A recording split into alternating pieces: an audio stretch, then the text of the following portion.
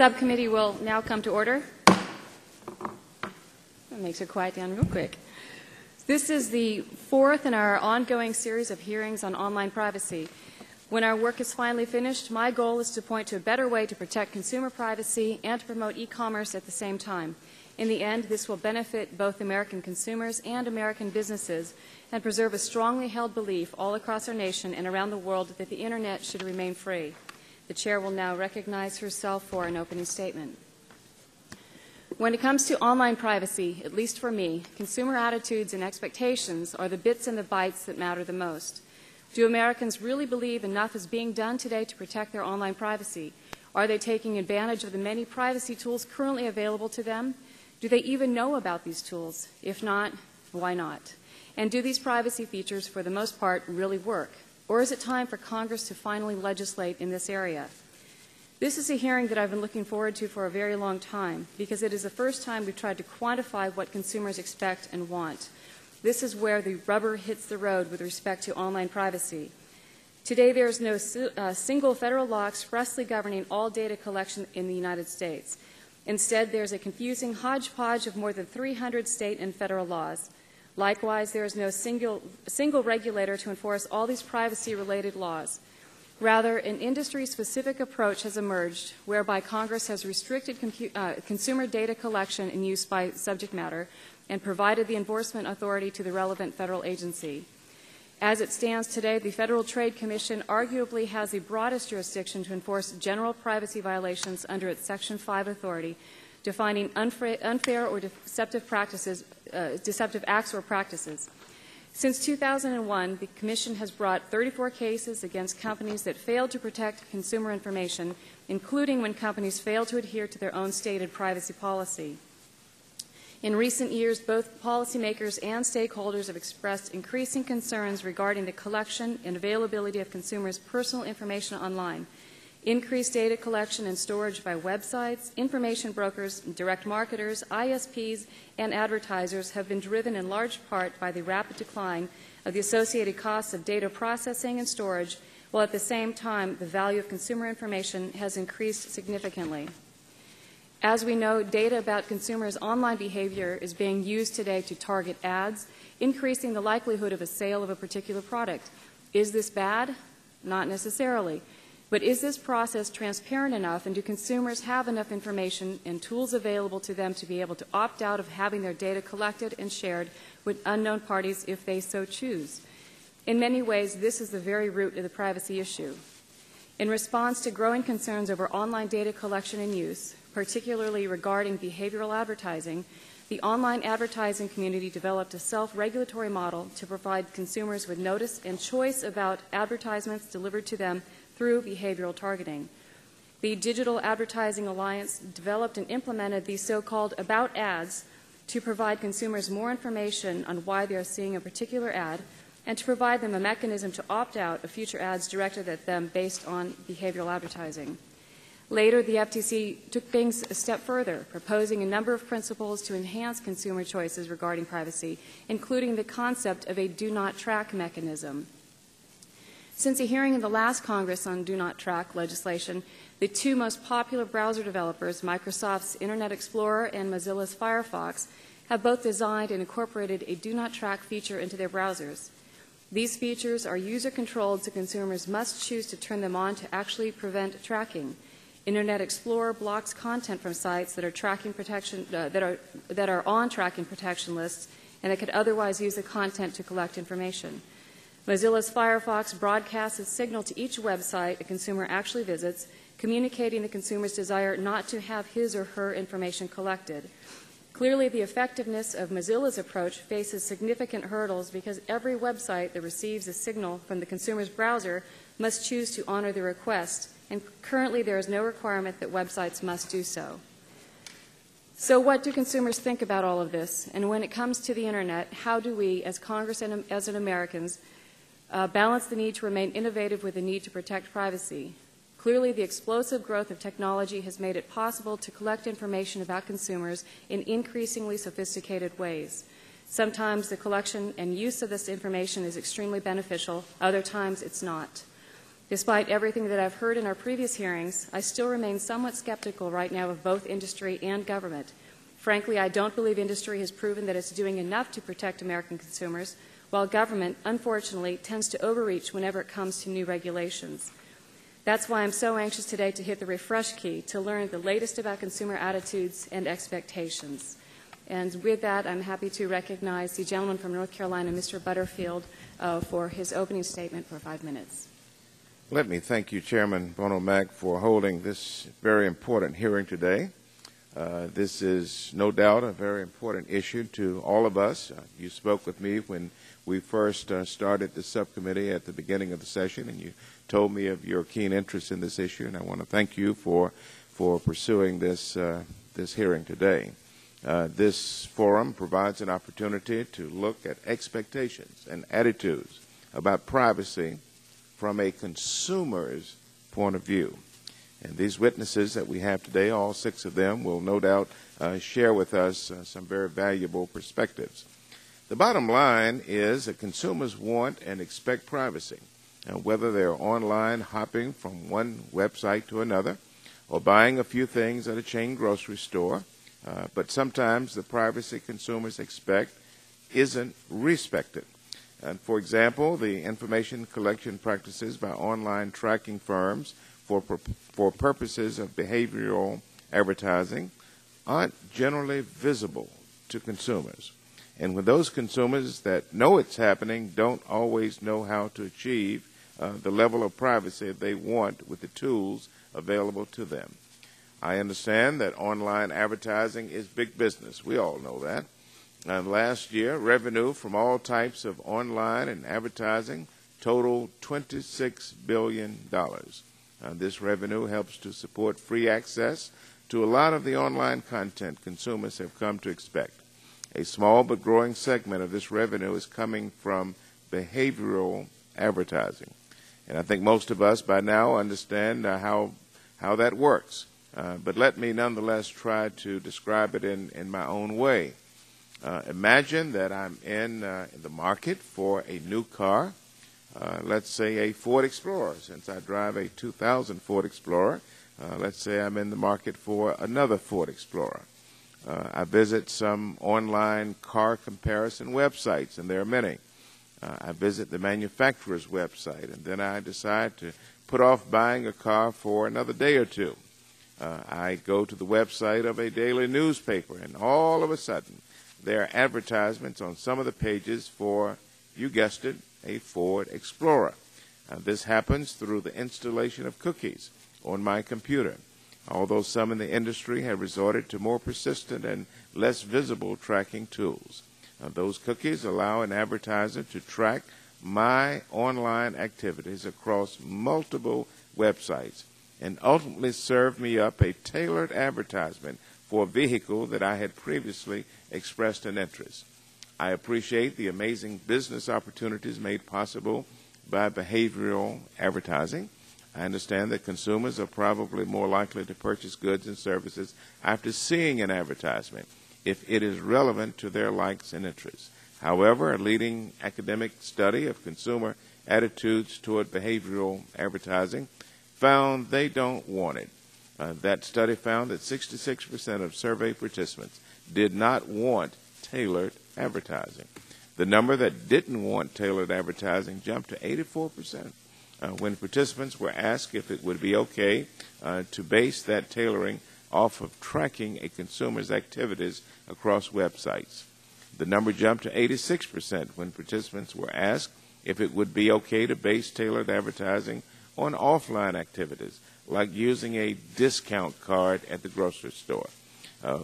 One thing is clear, and consumers aren't clamoring for tailored advertising, and they become more uncomfortable when asked about the sorts of tracking activities that enable it.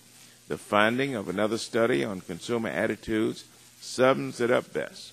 64% of participants agreed that someone keeping track of my activities online is invasive, while only 4% disagree. I will be clear. I support the online advertising industry. I have told them that, and respect the central role that ads play in supporting a free Internet ecosystem. However, I strongly believe that consumers have the right to know up front when their online activities are being tracked, what activities are being tracked, and what that information will be used for, as well as the option to opt out of having their information collected entirely, not just from receiving targeted ads. The online advertising industry has responded to privacy concerns by creating a self-regulatory program for behavioral advertising that provides consumers with websites and that allows them to opt out from receiving behavioral advertising from participating companies. I appreciate this effort. I still feel strongly that a national baseline privacy law is the best way to ensure consumers have basic common sense and permanent rights over the collection and use of their information. Again, thank you, Madam Chair. I yield back. I thank the gentleman, and the chair recognizes the gentlelady from Tennessee, Ms. Blackburn, for 5 minutes. Thank you, Madam Chairman. I want to welcome all of our witnesses here today. We're delighted to have you here to participate in this discussion. And as we talk about tech policy and the virtual marketplace today, we're talking about government regulating the use of data and what that interface is going to be. As we've worked through this issue, as the chairwoman said, this is our 4th hearing on this. I've decided that this data should be treated as a natural resource and that the DNA of this data is very powerful. It really is the lifeblood of a thriving Internet economy. So here are some questions for you. Should we allow our free market to explore this natural resource and learn to commercialize it, protect it, and respect it? Or are we going to restrict it altogether? Why should government be the decision maker? Government seems to know so little, it reacts slowly, works poorly.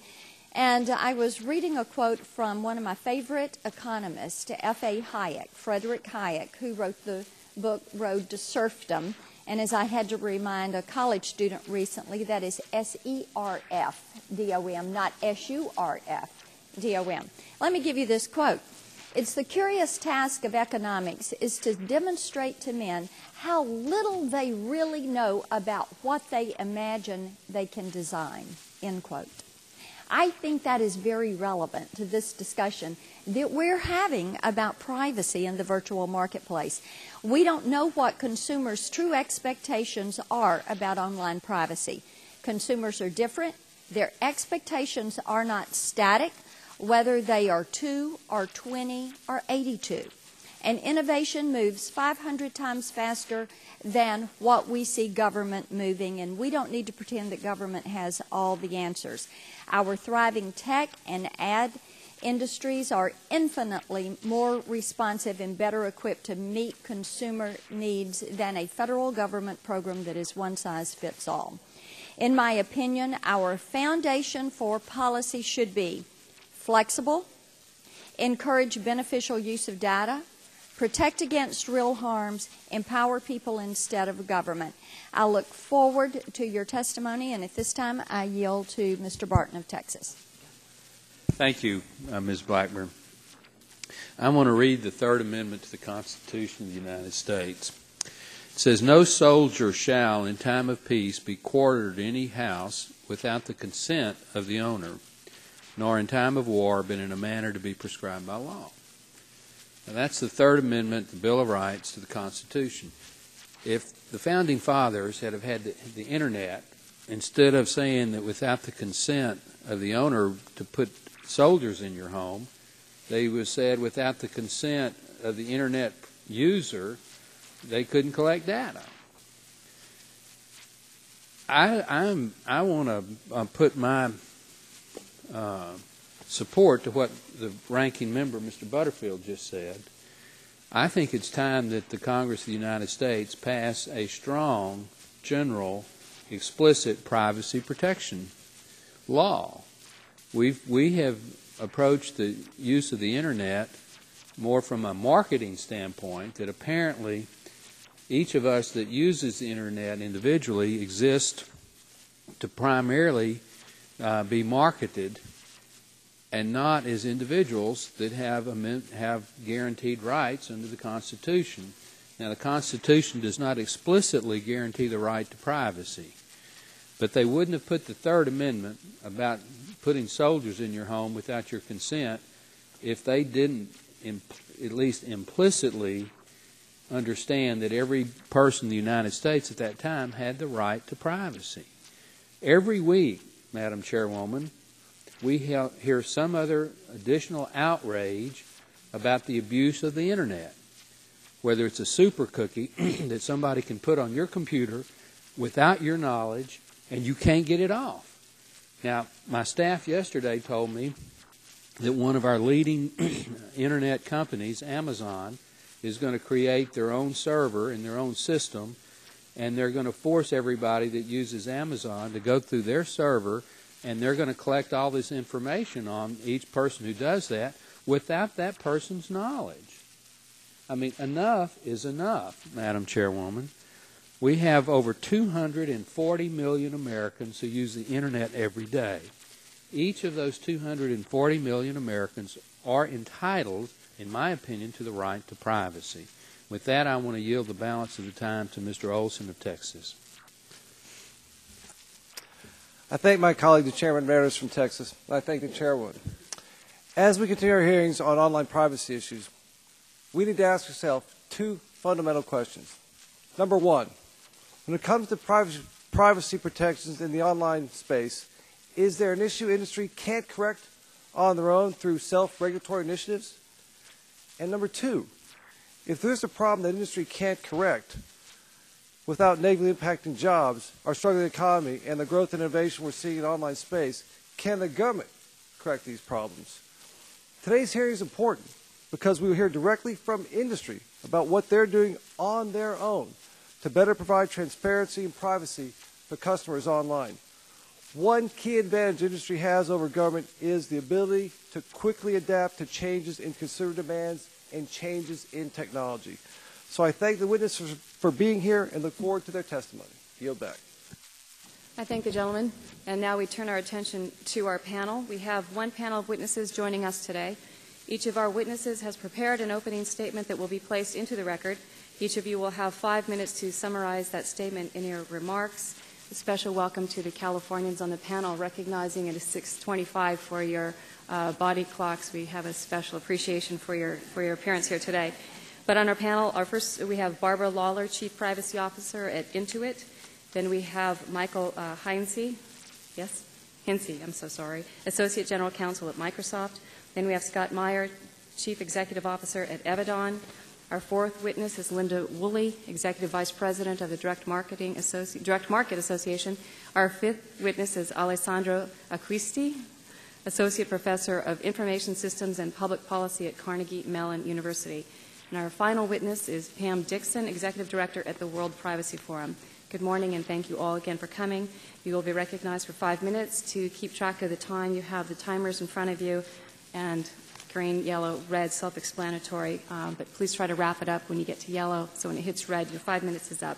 Ms. Lawler, if you could pull your microphone forward, turn it on, you're recognized for 5 minutes. Good morning, Chairman Bono Mack, Ranking Member Butterfield, and members of the committee.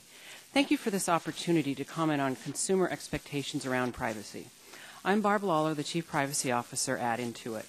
I ask that my full statement be put into the record due to the time constraints. Intuit is well positioned to comment on consumer expectations about privacy. Over 50 million customers entrust us with their most personal financial information.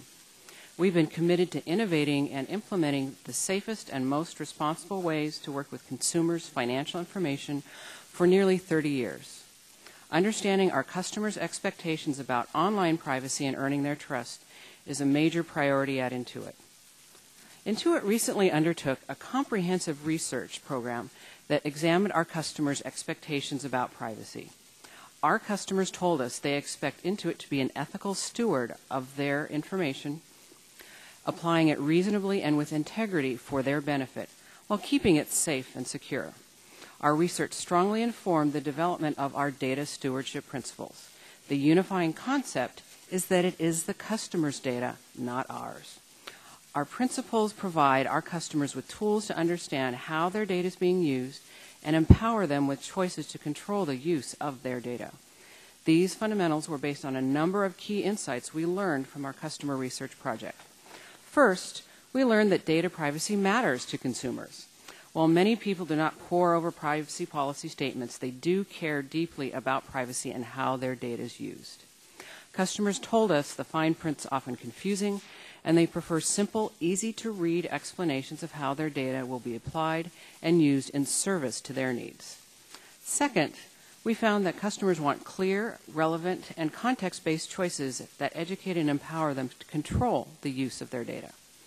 When a choice is presented in relevant context and coupled with a simple explanation, most customers felt empowered to make choices and then welcomed the use of their data.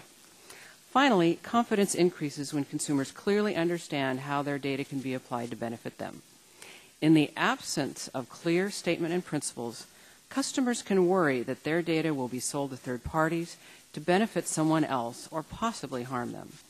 When data-driven benefits are clearly outlined to consumers in responsible ways, their attitudes toward the use of their data significantly changed. Data-driven innovations can equip individuals and small business owners with new tools and insights that once were only available to much larger and more powerful companies.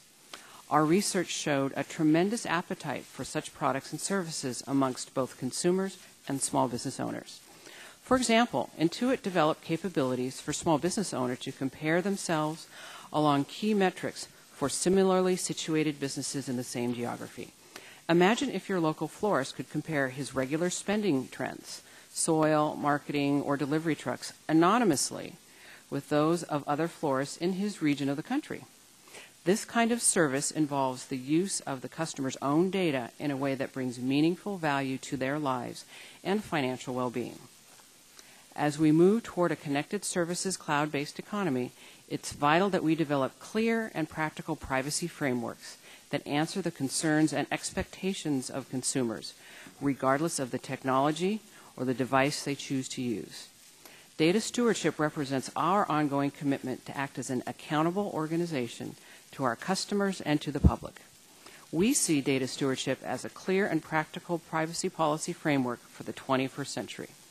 We all must work towards the shared goal of protecting consumers while maintaining data-driven innovation that improves consumers' lives in trusted, real, and fundamental ways.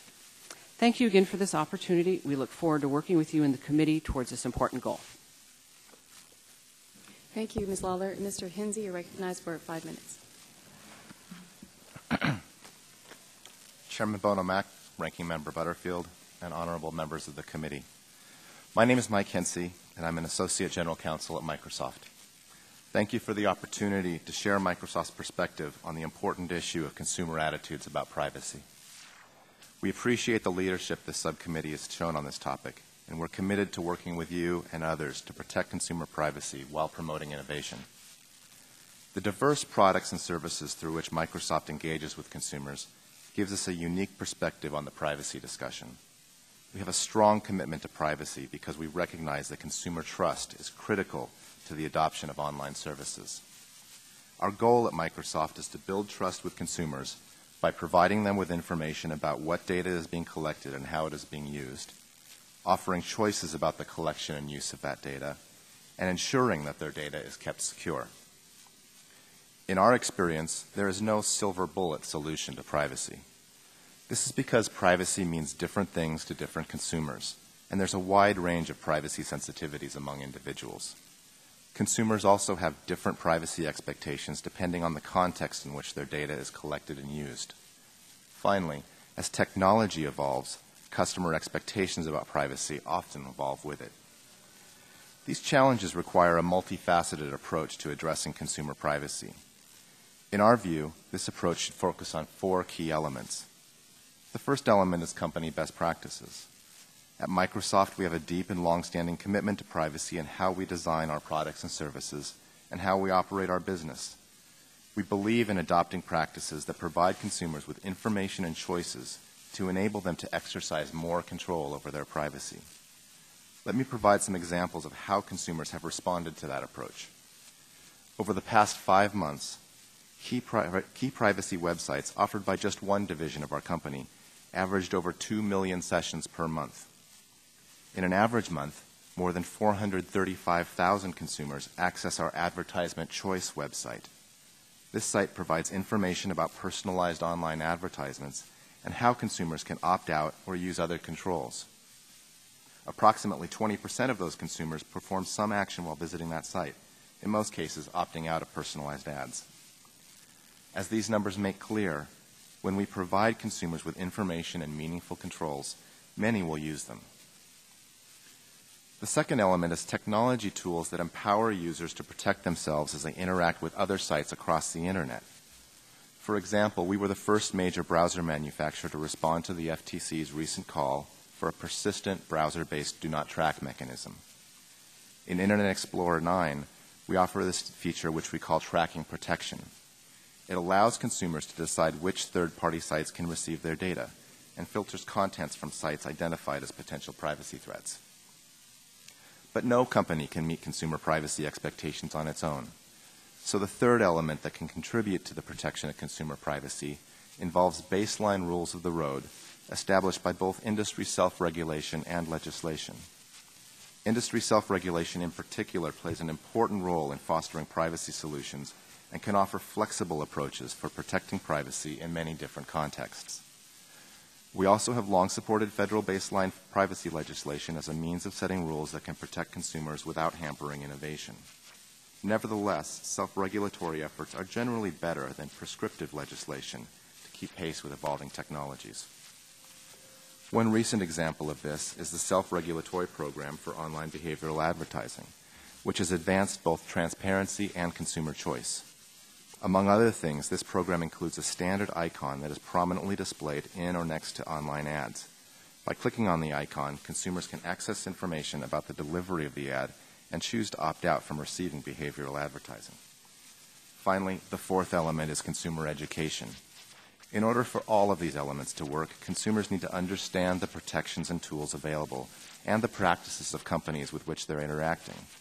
That's why, in addition to providing information ourselves, we've also partnered with consumer advocates and government agencies to develop educational materials on consumer privacy and data security. In conclusion, addressing consumer privacy expectations requires the collaborative effort of individual companies, industry groups, consumer and privacy advocates, government, and consumers themselves. We must work together to meet these challenges without hindering innovation. Thank you, and I look forward to answering your questions. Thank you very much. Mr. Meyer, you're recognized for 5 minutes. Thank you, Chairman Bono-Mack and Ranking Member Butterfield and distinguished members of the subcommittee. My name is Scott Meyer. I'm the CEO and founder of Evidon, and I appreciate the opportunity to appear before you today to talk about consumer expectations regarding online interest-based advertising and the important role that my company, Evidon, plays in meeting those expectations. We founded Evidon specifically to promote transparency, consumer control, and accountability across the online advertising ecosystem. Our technology is at the heart of the industry self-regulatory program, which is designed to give consumers greater control, transparency, and understanding of interest-based or behavioral ads. The core component of the program is the display of a distinct advertising option icon on interest-based ads and on websites where data is collected and used. Our platform, which is called Evidon Inform, is a leading example of privacy by design in the actual real world. It displays the advertising option icon in ads and on web pages. When consumers click on the icon, they can easily find out more information about the ad. This includes information about the companies who are involved in delivering the ad to them, as well as the all-important ability to opt out. I've brought some slides with me today, which are on the screens and are also in my written testimony. So if I could have the first slide, please, so you can see the platform in action. Here you can see an ad with the advertising option icon, along with the text ad choices in the upper left-hand corner. You might also see the same icon in the bottom of a web page. When consumers click on the icon, an overlay window appears with more information and the links you see displayed here on the next slide. In the 12 months since the launch of the advertising option icon program, Evidon has delivered over 85 billion of these in-ad notices through our platform. We currently provide notice in nearly 20 billion online ads each month, and on an average day, ads with Evidon-powered notice reach more than 80 million U.S. Internet users. One click on the more information and opt-out options on the slide takes you to the next page, which is the Evidon webpage shown here. And on this page, consumers can see which companies have been involved in the data collection and use, and they have the ability to find out more, as well as, importantly, to opt out. Evidon Inform also provides reporting to the companies to show them how consumers have interacted with this platform, and those reports are endorsed as a standard method for providing evidence of compliance with the industry's self-regulatory program. Though Evidon itself does not collect any consumer information, our anonymous logs show that the advertising option icon has been clicked 4.5 million times since the launch of the program. That's resulted in 730,000 opt-out requests being sent through the Evidon platform alone. In 2010, we commissioned a study by Millward Brown to better understand what consumers want and what they expect when they click on the icon. We found that 76% of consumers who clicked on the icon and interacted with the Evidon notice experience that you see here wanted to see all of the companies involved in targeting ads to them and find out more information. We also found that this was good for business, that 67% of consumers, when they went through the Evidon notice experience, felt more positive and in greater control of their advertising and felt more positive towards the brands that were involved in these ads. Together, these metrics support the proposition that consumers want more than a simple on or off switch, and they want substantive notice and control regarding the companies responsible for targeting the ads to them. Finally, if I could go to the next slide. In addition to implementing the advertising option icon, we've led the way with the creation of the Open Data Partnership. Open Data's key feature is the preference manager you see here and in my written testimony, which enables consumers to see and edit the information that companies have collected about them, as well as the all-important ability to opt out. The metrics I've laid out today and more fully developed in my testimony reflect an order of magnitude shift in the availability of how information is used and collected and the choices that consumers are able to make. This is important because the information is no longer buried in privacy policies. Now it's presented to the consumer in clear, specific, and easily understood ways directly at the point of engagement. And ultimately, the success of this program should be judged by the degree to which these access tools are produced in a credible fashion and the extent to which these tools are offered to the consumer, and not simply the rate at which consumers opt out. One last point I'll make is that this hearing is all about consumer expectations. The one thing I think everyone here can agree on is that consumers have come to expect free online content. The targeted advertising that we're talking about today plays an essential role in supporting the vibrant, free, and open Internet that consumers have come to expect and to enjoy. Thank you again for inviting me to testify, and I look forward to answering your questions. Thank you, Mr. Meyer. Ms. Woolley, you're recognized for 5 minutes. Thank you, Madam Chair. And please make sure your microphone is on and close to you. Thank you, Madam Chairman. Ranking Member Butterfield and members of the committee, thank you for the opportunity to speak. My name is Linda Woolley, and I'm Executive Vice President of Washington Operations for the Direct Marketing Association, a global trade association of thousands of businesses and nonprofit organizations that use and support multi-channel direct marketing tools and techniques. Today, however, I'm pleased to testify on behalf of the Digital Advertising Alliance, known as DAA, and to report to the subcommittee on the substantial progress of our self-regulatory program for online behavioral advertising. The program, which you've heard about from previous witnesses, builds on a long tradition of successful self-regulation in marketing and advertising and provides transparency and control so that consumers can exercise their individual choices regarding online behavioral advertising. It is appropriate that the subcommittee is devoting a series of hearings to online issues because it is impossible to overstate the economic importance of the Internet today. I think one of your members, I think Mr. Butterfield actually mentioned earlier, that the online behavioral advertising industry in this year alone represents a $30 billion economy, and that's growing. Advertising helps to fuel the Internet economic engine. According to a new report from the Direct Marketing Association, based on the results of the first half of this year, expenditures in 2011 on online marketing in the United States are expected to total over $30 billion. These revenues support e-commerce and subsidize a rich variety of content and services that consumers and businesses rely upon and value. Behavioral or interest-based advertising is an essential form of online advertising. It delivers content to consumers based on interests that are inferred from data about online activities. Consumers are likely to find interest-based advertisements much more relevant than the random messages that they would otherwise receive. And advertisers and publishers also derive great value from relevant advertising. In general, the data used for interest-based advertising is not personally identifiable, except when consumers choose to share personally identifiable information. Nevertheless, the advertising industry recognizes and respects that some consumers prefer not to receive such advertising. In 2009, as was already mentioned, the Federal Trade Commission endorsed industry self-regulation for online interest-based advertising. Following the roadmap that was set out by the Commission, the online advertising industry, on its own initiative, developed a self-regulatory principles for online behavioral advertising that cover consumer education, enhanced notice of data practices, innovative mechanisms, choice mechanisms, data security, sensitive data protection, consent for retroactive material changes, and enforcement.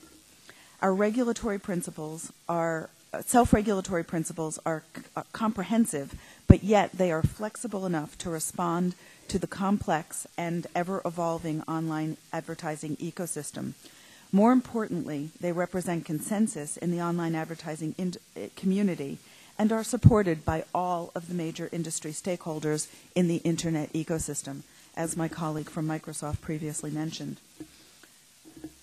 Since publishing the principles, the advertising industry has put its money where its mouth is and developed a program that is second to none. Hundreds of companies have invested now millions of dollars to give consumers transparency about online data collection practices and meaningful choices about how data is collected and used. I want to mention that the DAA program includes all 15 largest online advertising networks, and that the brands that participate in this program are household names. To mention a few: Google, Microsoft, Yahoo, GM, American Express, Bank of America, Disney, Procter & Gamble, Target, Walmart, AT&T, Verizon, Comcast, Time Warner Cable, Honda, Hyundai, Toyota, Dell, HP. The list goes on, but I think you get the sense of how all of these companies understand that this is a critical program that a critical and credible program that they too want to be part of.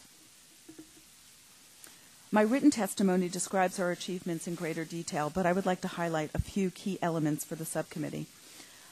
First, the advertising option icon shown in this program is a key feature of the program. And as mentioned earlier, this is what consumers see. If they click on it, they get, in 1 or 2 clicks, are able to opt out. The self-regulatory program. Second, the DAA program is effective and easy to use for consumers. When the ad is delivered is at the exact moment that consumers are likely to want to take action and make a choice about their preferences. And finally, the program is backed up by strong enforcement, managed through both DMA and the Council of Better Business Bureau. Thank you very much for the opportunity to testify. Thank you, Ms. Woolley. Dr. Acquisti, you are recognized for 5 minutes. Thank you, Chairman Bono-Mack, Ranking Member Butterfield, members of the subcommittee. It's my honor to be here today. My name is Alessandro Acquisti. I'm an associate professor at Heinz College, Carnegie Mellon University. I've been studying the economics of privacy for about 10 years. Surveys have found repeatedly evidence of widespread privacy concerns among U.S. consumers. Most Americans believe that privacy is a right, and this right is under threat.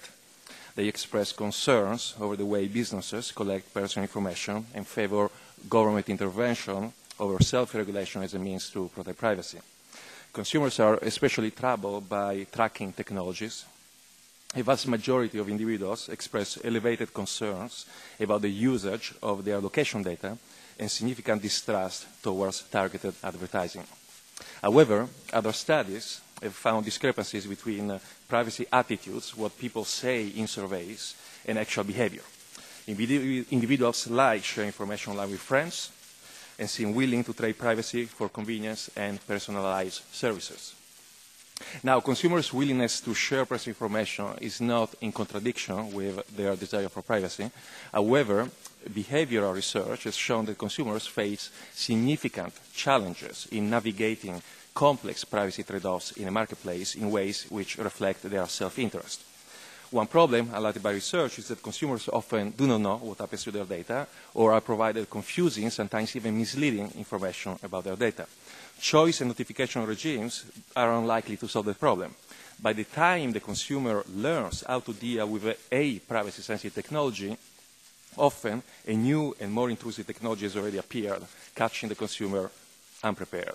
Furthermore, if we assume that consumers will actually read privacy policies, studies have shown that the opportunity cost to the U.S. economy of the time spent actually reading those policies would be about $2/3 of $1 trillion a year. These problems are magnified by the proliferation of consumer tracking across multiple sites and progresses in data mining, which make it possible to re-identify individuals and make sensitive inferences from data which seem anonymous. In a recent experiment at Carnegie Mellon, we predicted individuals' social security numbers simply starting from their faces. Individuals and consumers are at a loss here because they cannot predict how the innocuous information they reveal today will be combined to produce more sensitive inferences tomorrow. A second problem relates to systematic biases, mistakes people make when trading off privacy and disclosure. Consider instant gratification bias. Human beings tend to value the present more than the future, and therefore underappreciate the negative consequences of current actions. While the benefits of information disclosure are often immediate, the cost of disclosures happen in the future. Therefore, consumers may disclose data today that puts them at great risk tomorrow. Consider also the paradox of control. A CMU ran experiments and found that increasing control over personal information can decrease concern about privacy, but paradoxically increases individual propensity to disclose sensitive information to strangers, even when the objective risks are actually increasing. So in a way, more control, less privacy. In other experiments, we found that individuals can be manipulated to disclose more or less information with subtle changes to the interfaces of Internet services. There is evidence that online companies have used similar strategies to nudge users towards more disclosures. So self-regulatory solutions are unlikely to solve this kind of problem. In a way, this research indicates that there is no complete free choice on the Internet. What I mean is that even before the first visitor has arrived to a website, the engineers of the website have made design decisions that will impact the future behavior of the visitor, and in fact, also how much that person will reveal. So privacy is becoming less about control over your information and more about the control that others can have over you if they have your information. In economic terms, the notion that as consumers we receive free online services is only partially accurate. The other side is that in reality information doesn't pay the bills at the end of the month. The free services consumers get are paid by consumers by purchasing goods at prices which are nudged to accept based on information firms have about them. Now, for the good news, industry and academic laboratories across the United States have also developed other technologies which can protect privacy without sacrificing firms' ability to innovate. I'm referring to privacy-enhancing technologies, in particular to the type of technologies which work by anonymizing individual data in ways which are both effective in the sense that re-identification becomes very hard and efficient in the sense that transactions can still be completed. This means that we can still tap economics as a natural resource without sacrificing consumer privacy. Therefore, a critical question for Congress is how to create incentives so that we can foster the progress and the deployment of those technologies. Thank you, and I look forward to answering any question. Thank you very much.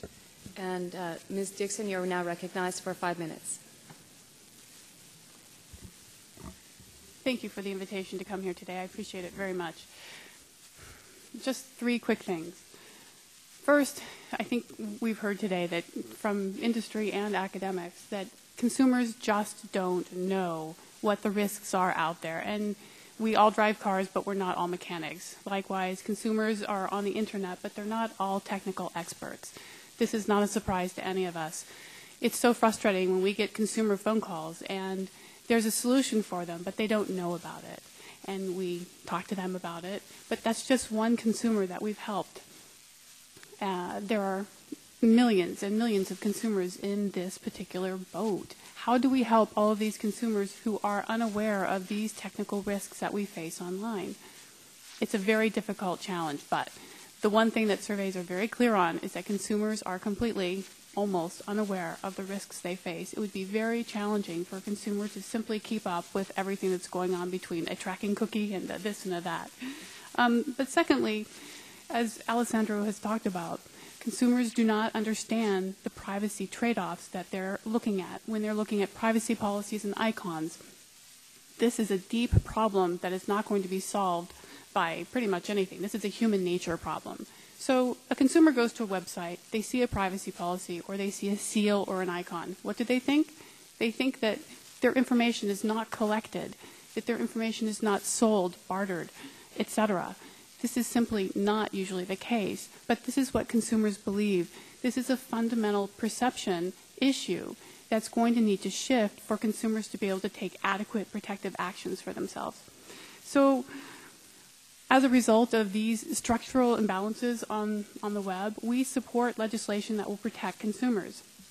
However, the reality check is that we don't see any likelihood of that happening in the near future. So what's a consumer to do? What's to happen now?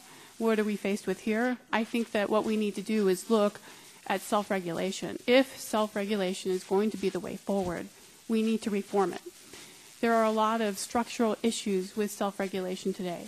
Self-regulation today bears many of the hallmarks that self-regulatory efforts for privacy in the past have also shared. I've included a checklist of 15 items that a credible self-regulatory regime should have. Among these include greater transparency, a defined and permanent role for consumers, a composition of a board, a governing board that includes a majority of consumer involvement. All of these things would go far to improve the current self-regulatory schemes in play today. So we advocate for greatly improved and reformed self-regulation. I think it's an important thing to look at. The second thing is that we think that there needs to be a broader scope of discussion.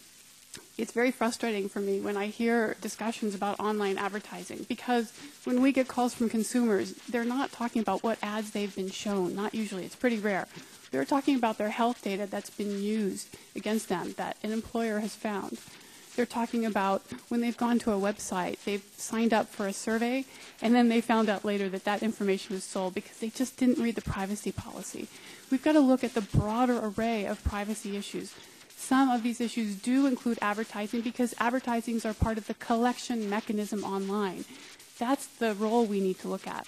So when we're talking about opt-outs, it's great that there's so much more activity with opt-out and that the opt-out is better. We support that, and I think it's terrific. It is. It really is. It's much, much better than it was even 2 years ago. But what are consumers getting the right to opt out of? Are they getting the right to opt out of tracking or being shown an ad? We need to deliver opt-outs that confer fundamental choices to consumers, like opting out of tracking. So this is what we think is really important to focus on. And then just a quick word. Many of the self-regulatory regimes today focus on very narrow aspects of online privacy. So, for example, if a consumer with a health condition was to go to a website to research AIDS or cancer or Alzheimer's for an aging parent, that consumer's information can be tracked and then used in ways that may be counter to their expectations. This is exactly the kind of thing that we need to work with. Does it harm a person to be shown an ad about Alzheimer's? That is debatable. In some cases, I think young teen girls being showed weight loss ads, that can be harmful. But other, a red car or a blue car, I'm not so worried about that. I am worried about the collection of the data, the tracking, and the reuse. So that's my statement, and thank you for your time and attention. Thank you, Ms. Dixon. And now I will recognize myself for 5 minutes for questioning. And I'd like to start with Mr. Meyer. In your testimony, you state that since October 2010, your icon has been featured in over 85 billion ads, that consumers have clicked the icon 4.5 million times, and that consumers have submitted 730,000 opt-out requests. That's not a real high success rate, I would think. On your slide, I noticed the icon And I toured into it a little while ago, and they had some pretty fantastic technology that tracked the eyeballs as they followed around the screen. Mm-hmm. What kind of testing did you do of your icon and clicking on that icon? Is that evident enough for the consumers, or is this not quite there yet as being as obvious to consumers as it could be? Sure. So I think that we do a lot of testing. And the challenge with the size of the icon in the ad is that we're working with a small amount of real estate, and we have to balance the notification about online tracking with the ability for the ad to actually perform. And we have to enable marketers to continue to meet their needs. The icon was created through a cross-industry and cross-functional group that included academics and industry, and it was tested reasonably well. And very importantly, I'd end with the icon is not an opt-out mechanism. The icon is an education mechanism. One of the important features is the ability to opt out. And in terms of the performance rates, in terms of the clicks relative to the performance of overall online advertising, it's very consistent. General online advertising ads click rates generally are under 1% anyhow. Can you, let me clarify a little bit about what I'm saying about the success rate of that, whether that's driven by your design or whether it's driven by consumer expectations is I think, the point of the whole hearing. But on all of these different cookies, can you briefly explain the difference between tracking, session, persistent, flash cookie, super cookie, and if there is absolutely no technological answer on the horizon that could wipe all of those things out? So the technological answers exist today for almost all the different types of cookies. Even a super cookie? Super cookies are the one piece that we at Evidon think should not be used for any form of online advertising. That's not what they're designed for. We don't think there's any legitimate purpose in online advertising for super cookie. All the other forms of cookies that you allude to, that you mentioned, are easily accessible.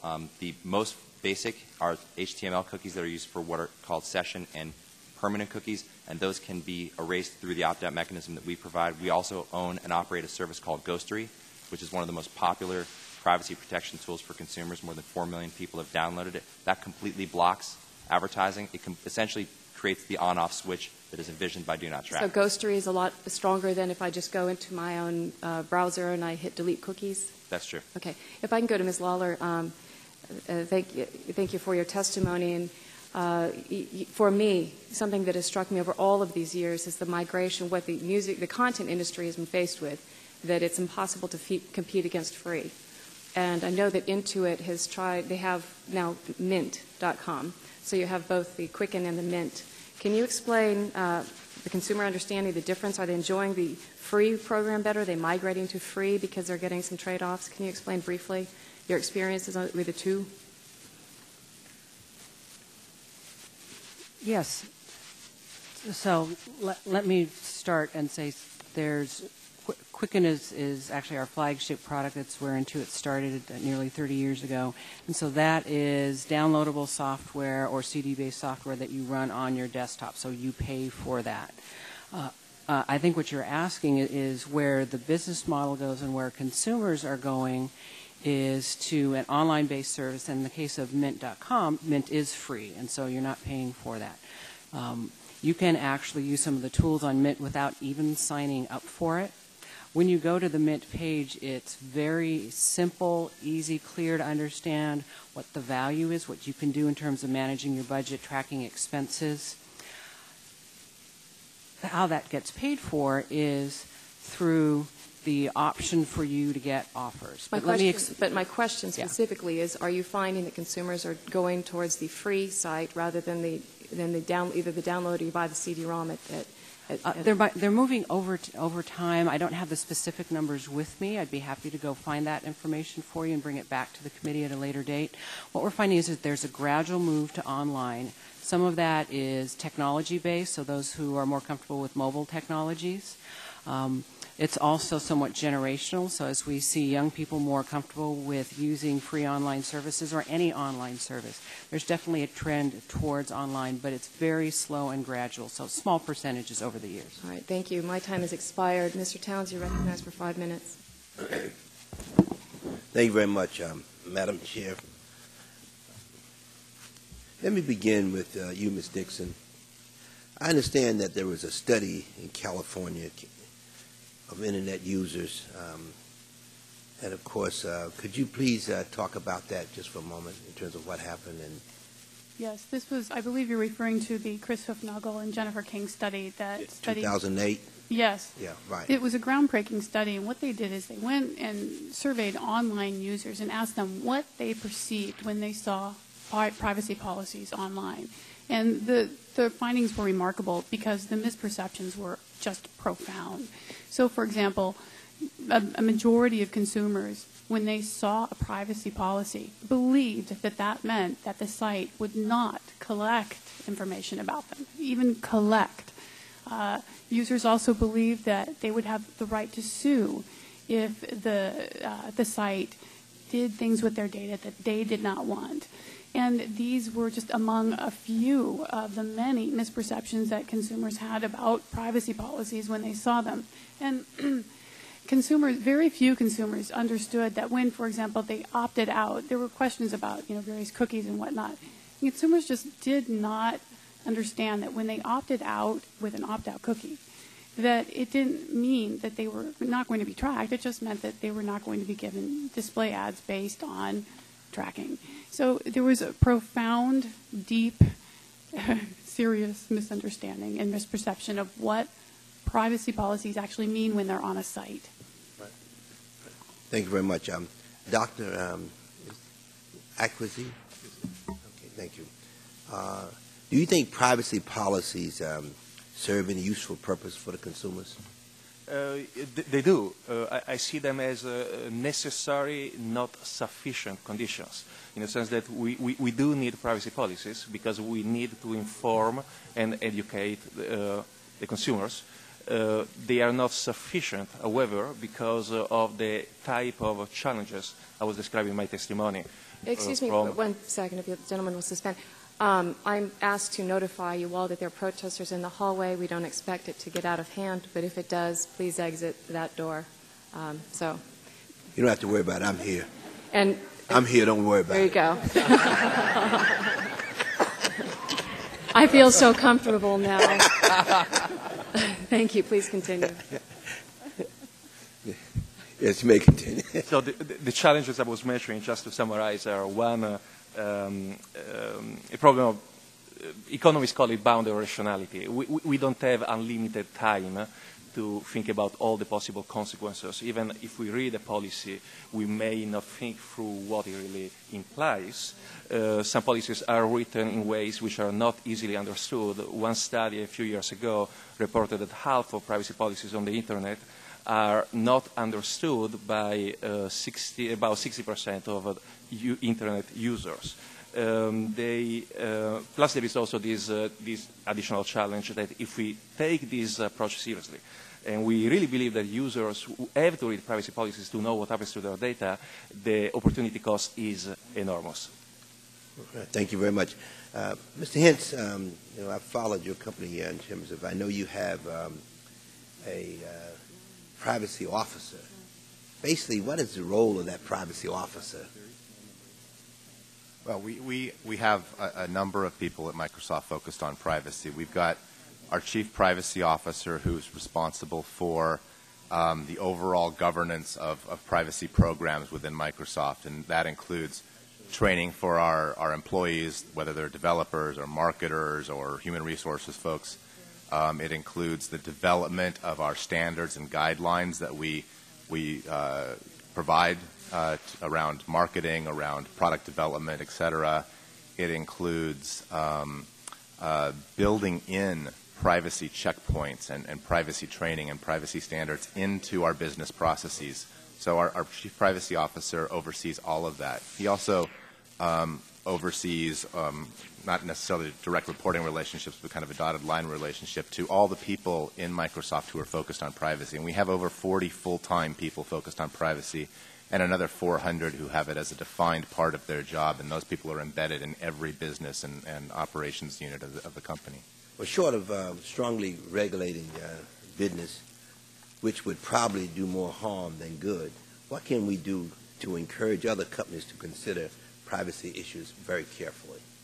Well, as I mentioned in my testimony, I think that there's roles for multiple entities in protecting privacy, from government to individual companies to academics and privacy advocates, as we have represented on the panel here today. And, I think individual companies like ourselves can lead by example by adopting strong privacy practices. We've made those internal standards that I talked about for developing products and services and building privacy protections into those. We've made those publicly available so that other companies can see them and take advantage of the work that we've done over the years in developing those. Privacy advocates clearly have a role in helping to educate consumers and bring to the attention issues that come up and nudging industry in appropriate ways to do the right thing. And government has a role through enforcement when people are breaking existing laws, through using your own bully pulpit to educate your constituents, and playing the oversight role that this committee has done so well for so many years.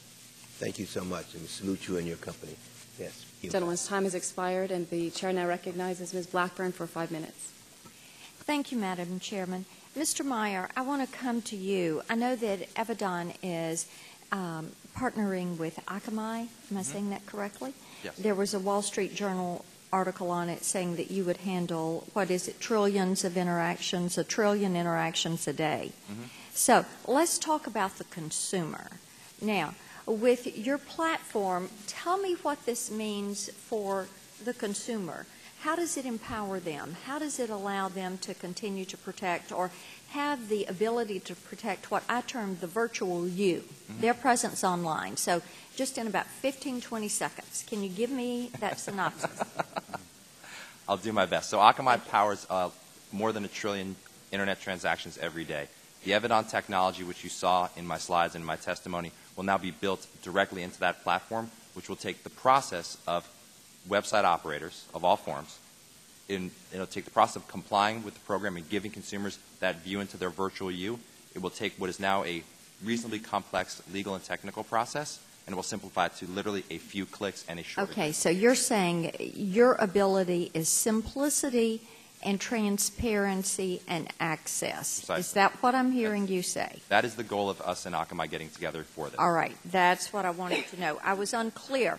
The B2B is fine, but I want to know what you're going to do for the consumer, how they're going to be able to protect their privacy. Ms. Woolley, I want to ask you pretty much the same thing. Do you think that industry can do a better job than government in addressing these privacy concerns that you all have rolled out with the Ad Choice campaign?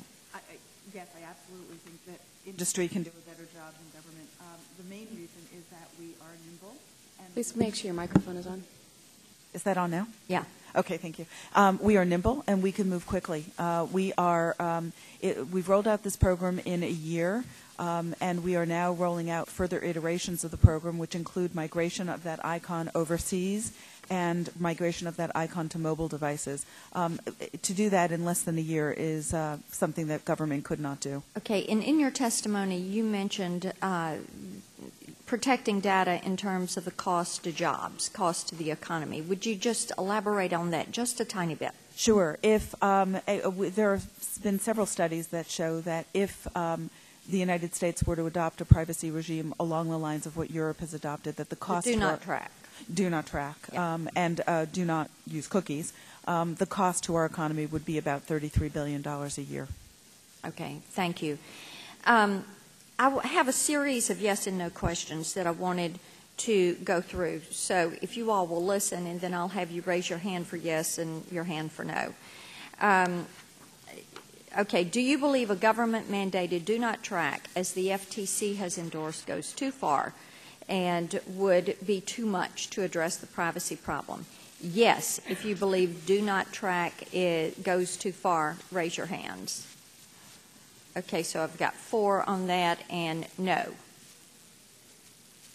1 no, and the rest abstain. So you're going to be a no too. All right. Like decisiveness here. Okay. Second question. Do you believe that government regulations on commercial use of de-identified metadata or anonymous data sets pose significant challenges to the First Amendment? So do you believe that government regulations on commercial uses of de-identified metadata or anonymous data sets pose significant challenges to the First Amendment? Yes? Okay, we've got 2 yeses No?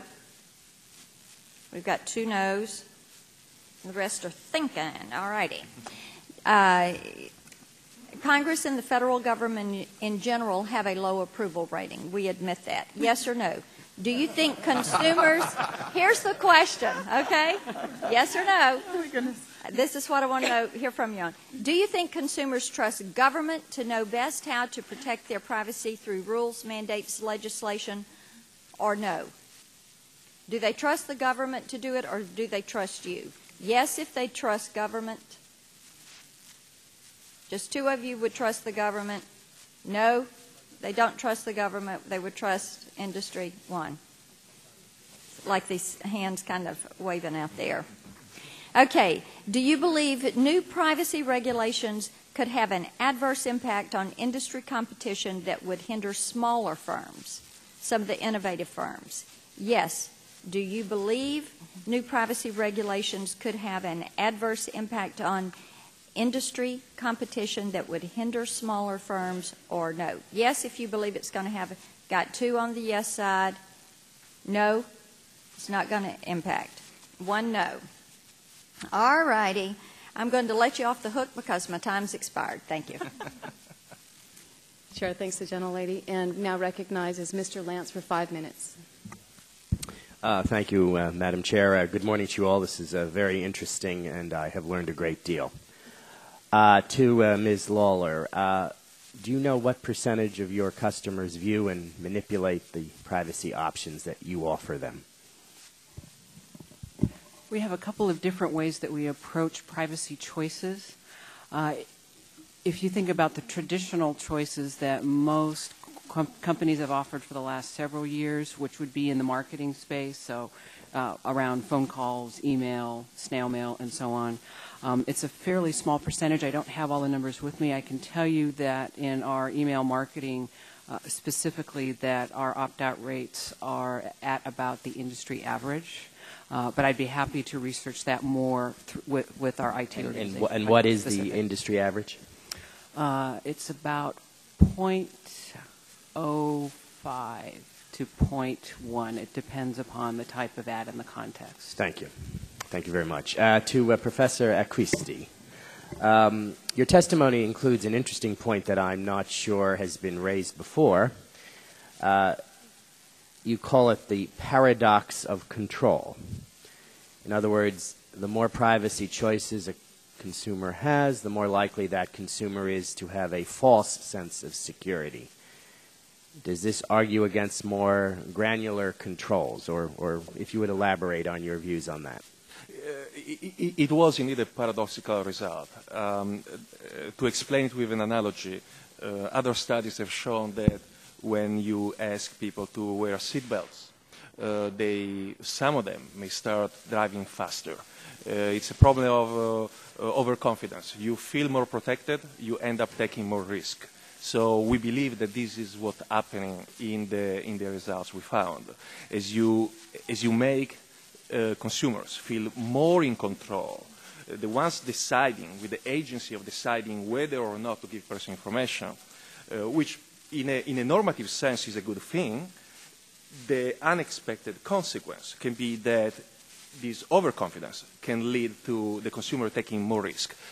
What I mean by more risk, and I have to be very careful with this, is compared to a condition, experimental condition, where there was no such feeling of control, the subjects in the condition we call control ended up revealing more sensitive information to more strangers.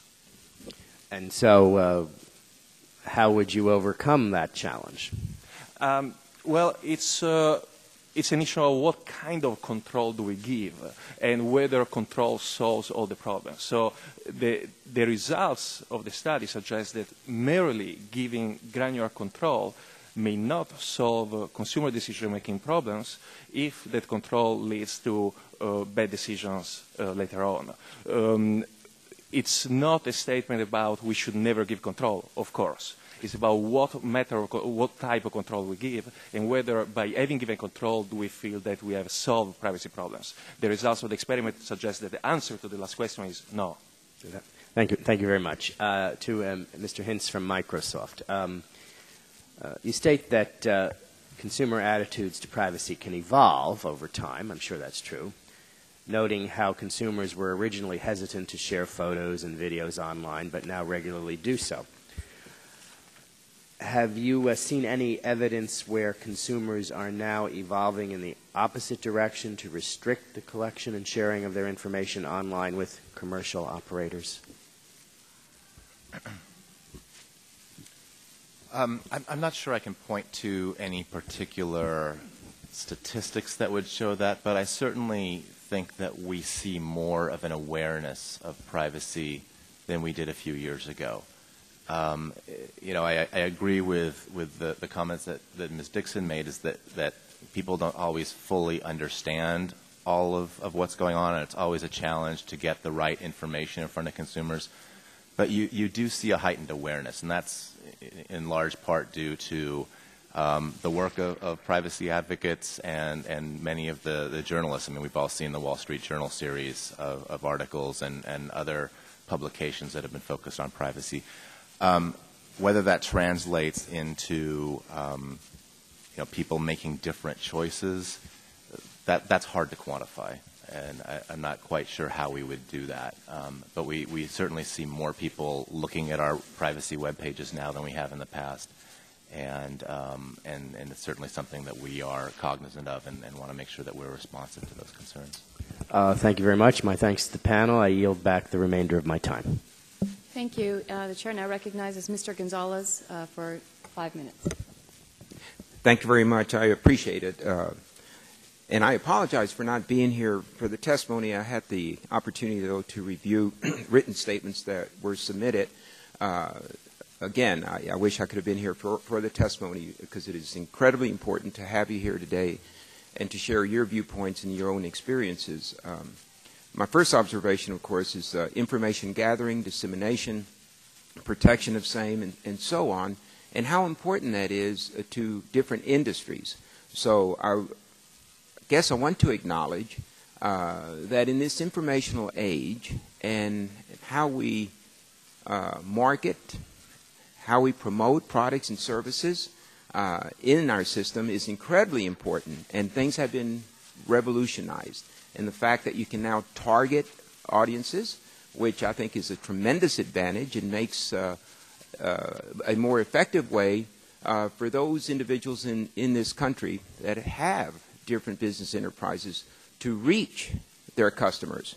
And you know what happens when we reach customers, and that means we, in fact, do create wealth for many, and we create jobs in this country. So I want to acknowledge the importance of information gathering, what it means, and that many of the services that are provided today, as we say, free, really constitute a trade. You will receive some sort of service through the Internet, one way or another, in return for allowing the person that's providing you this service or benefit the opportunity to basically establish some sort of consumer DNA.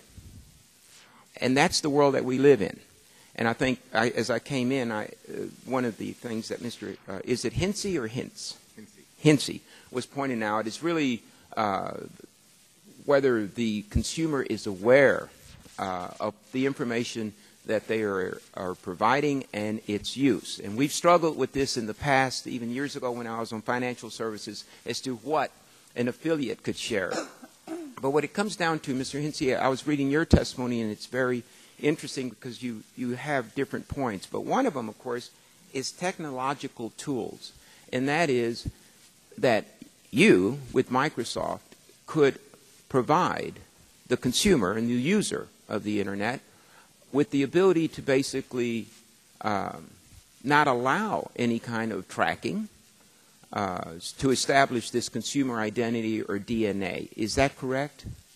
Yeah, that's right. And in the testimony, I briefly mentioned the features we built into Internet Explorer 9 in response to the call for do not tracking mechanisms that are browser-based.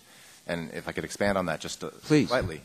What Internet Explorer 9 does with the tracking protection feature is that it allows consumers to turn on this feature and import any tracking protection list that they want, which would be a list of third-party sites. that may be tracking individuals across the internet. And when you turn this on, it blocks those connections to those third parties. So, for example, if you went to a major news site and there were 10 third parties providing content on that site, which is not an uncommon scenario. A couple of them may be advertising networks, one may be a stock ticker, one may be an embedded video, all coming from different sites. Well, if one or more of those sites were listed on a tracking protection list that the user had installed through this feature, that call just wouldn't be made. And that would cut off any ability for that third party to collect any information, because it's blocking the content coming down and it's blocking any other connection going back up to that third party. So that's the nice thing about that is it's technology neutral. It doesn't matter if they're tracking through a cookie or through logging IP addresses or even one of these super cookie mechanisms. The connection just isn't made. And so that's kind of a sledgehammer approach. It blocks the content too, but it's very effective. In contrast to some of the other do not track mechanisms that have been mentioned during the opening statement of Ms. Bono-Mack, she mentioned that the Mozilla approach sends a signal to the receiving website that says do not track. The problem is that there's been no definition or common understanding about what a website is supposed to do in response to that signal. Now we're working with the World Wide Web Consortium and with Mozilla and with privacy advocates to try to provide some definition around that so that there's additional choices for consumers, which we support. But in the interim, the approach that we've taken is effective and doesn't rely on the receiving third party to make any choices or decisions. Technology has created, if we want to say it's the dilemma or the challenge, so technology will be the answer. And I only have a few seconds, but let me get this straight. What you're able to provide the Internet user is going to be where they select the third-party sites. This is not going to be a generic or universal application where I, Charlie Gonzalez, I could just have this feature and I don't have to identify a particular third party. It would just be all-encompassing. It doesn't matter what contact or who I contact or who I connect with. I wouldn't have the ability to have that feature. It's all contingent on identifying the third-party site. Well, you can download a list from an entity you trust. A privacy advocacy organization could publish a tracking protection list.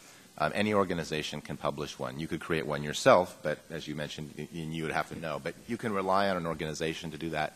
And there are some out there that are very comprehensive. They have many third parties on there that if you import that, it would just block those third parties. So you don't have to do sort of that legwork yourself. You can rely on a trusted entity that you would rely on. Well, you're on the right track. And again, I just want, Madam Chair, could you have some extra seconds? I think is it Woolley? We'll be doing a second round if we can. Oh, okay. I think we're going to have a second round, so if you can just wait my turn again. Thank you. I thank the gentleman, and the chair now recognizes Mr. Guthrie for 5 minutes. Thank you, Madam Chair. Thank you for coming. Thank you for being here today. Just a couple of questions as we move forward. Advertising has always been about behavior. All of us are behavior advertisers. I want to send pieces of mail to people who vote.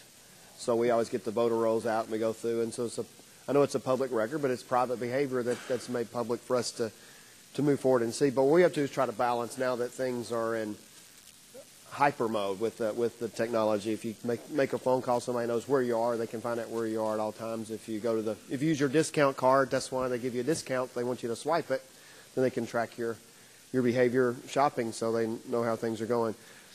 But the question is we got to try to balance. I know that Bing, Yahoo, Google, any search engine wants to outdo the other one. They want to be faster or better because they want me to go to it, because the more people that go to it, the more valuable their advertising space is. Just like if I want to watch a Kentucky basketball game for free, I've got to go through they got to take a break every 8 minutes to show a commercial so I can watch it for free. And that's happening on the internet. The difference is they can individualize it, I guess. So I guess my point is, and I guess Dr. Akisti, I think you said it correctly, since you studied this, and you said that you didn't think it would affect the economic behavior of this. We talked about $33 billion of job loss. Ms. Blackburn asked a question. You said you didn't think it would affect. If the search engines aren't getting the revenue from the advertising, they'll let me to use it for free, and they're competing against each other to make it better, so it's far better than it was a year ago.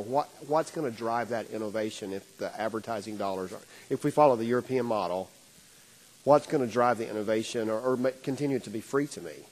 Or am I going to have to start paying for it like when we did debit cards?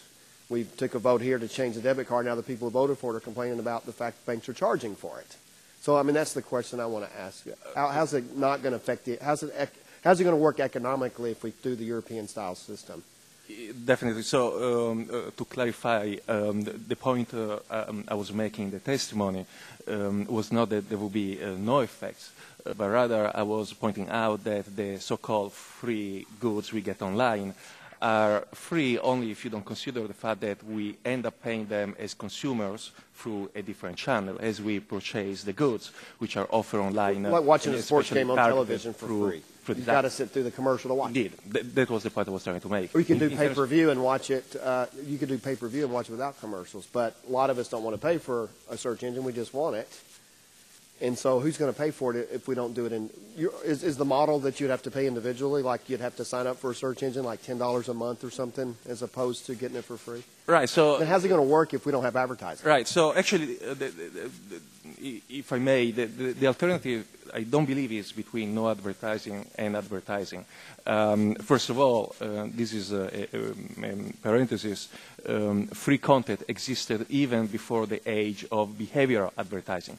And in fact, we don't know exactly how much of the free content now available online is due to behavioral advertising versus quote-unquote more traditional advertising. I only have a minute and a half, so maybe we can catch in the second round. I wanted to ask Ms. Dixon, I have an uncle, a great uncle, who had early onset Alzheimer's, died in his 50s. I'm 47 now. So if I go online, maybe I don't know this, and say early onset Alzheimer's, what do I need to fear that I don't know? Because if I Google that right now, what could happen? Because you're saying what would happen if I went and search engine that? What can happen to me that I don't know about? Well, in a search engine, I don't think you have so much trouble because most of those ads are contextual and it's just really not that big of a deal.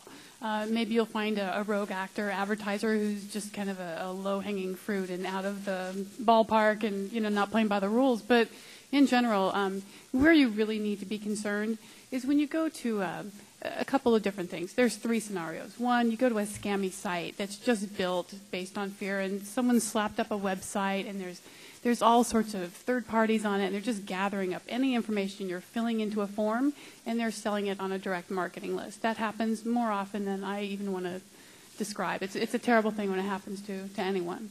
That's what you need to fear. The second thing would be if you go to, let's say, a very legitimate website. It's a legitimate business. There are some very large websites that you could go to that focus on health and healthcare, and type in your query. What can happen is that you simply begin to see advertisements that are focused on early Alzheimer's. That's really not that big of an outcome in my book. That doesn't bother me that much. What bothers me more is that there may be a number of third-party entities on that page. It could be advertisers. It could be other kinds of third parties. It could be Facebook. It could be all sorts of different third parties now in this new kind of digital. Well, what can they do to me? I'm about out of time. Well, that's the thing. What they can do is they can take that information that you've given and then merge it with other information, and that becomes a part of a profile about you or the computer you're using. And if you've registered for the site, it becomes part of your profile. And somebody will use that to do what? That would be negative. They can sell it. They can sell it outright, and it happens every day. So somebody could say he must have Alzheimer's because you Googled that? Or he's interested in Alzheimer's information. And that's bad. Okay. Yeah. All right. I don't. Or has Alzheimer's, correct. The gentleman's time has expired. The chair recognizes Mr. Butterfield for 5 minutes. I thank the chairman. I think we are all well aware that a lot of free content available on the Internet is made possible by advertising, all types of advertising, not just behaviorally targeted advertising. I think consumers understand that they get free content thanks to the ads that surround that content. But what they often don't understand is that the spaces where those ads are placed might sometimes be watching them. As one privacy expert who has looked at consumer attitudes and behavior regarding privacy has put it, consumers accept the idea that ads support free Internet content, but do not expect data to be part of that exchange.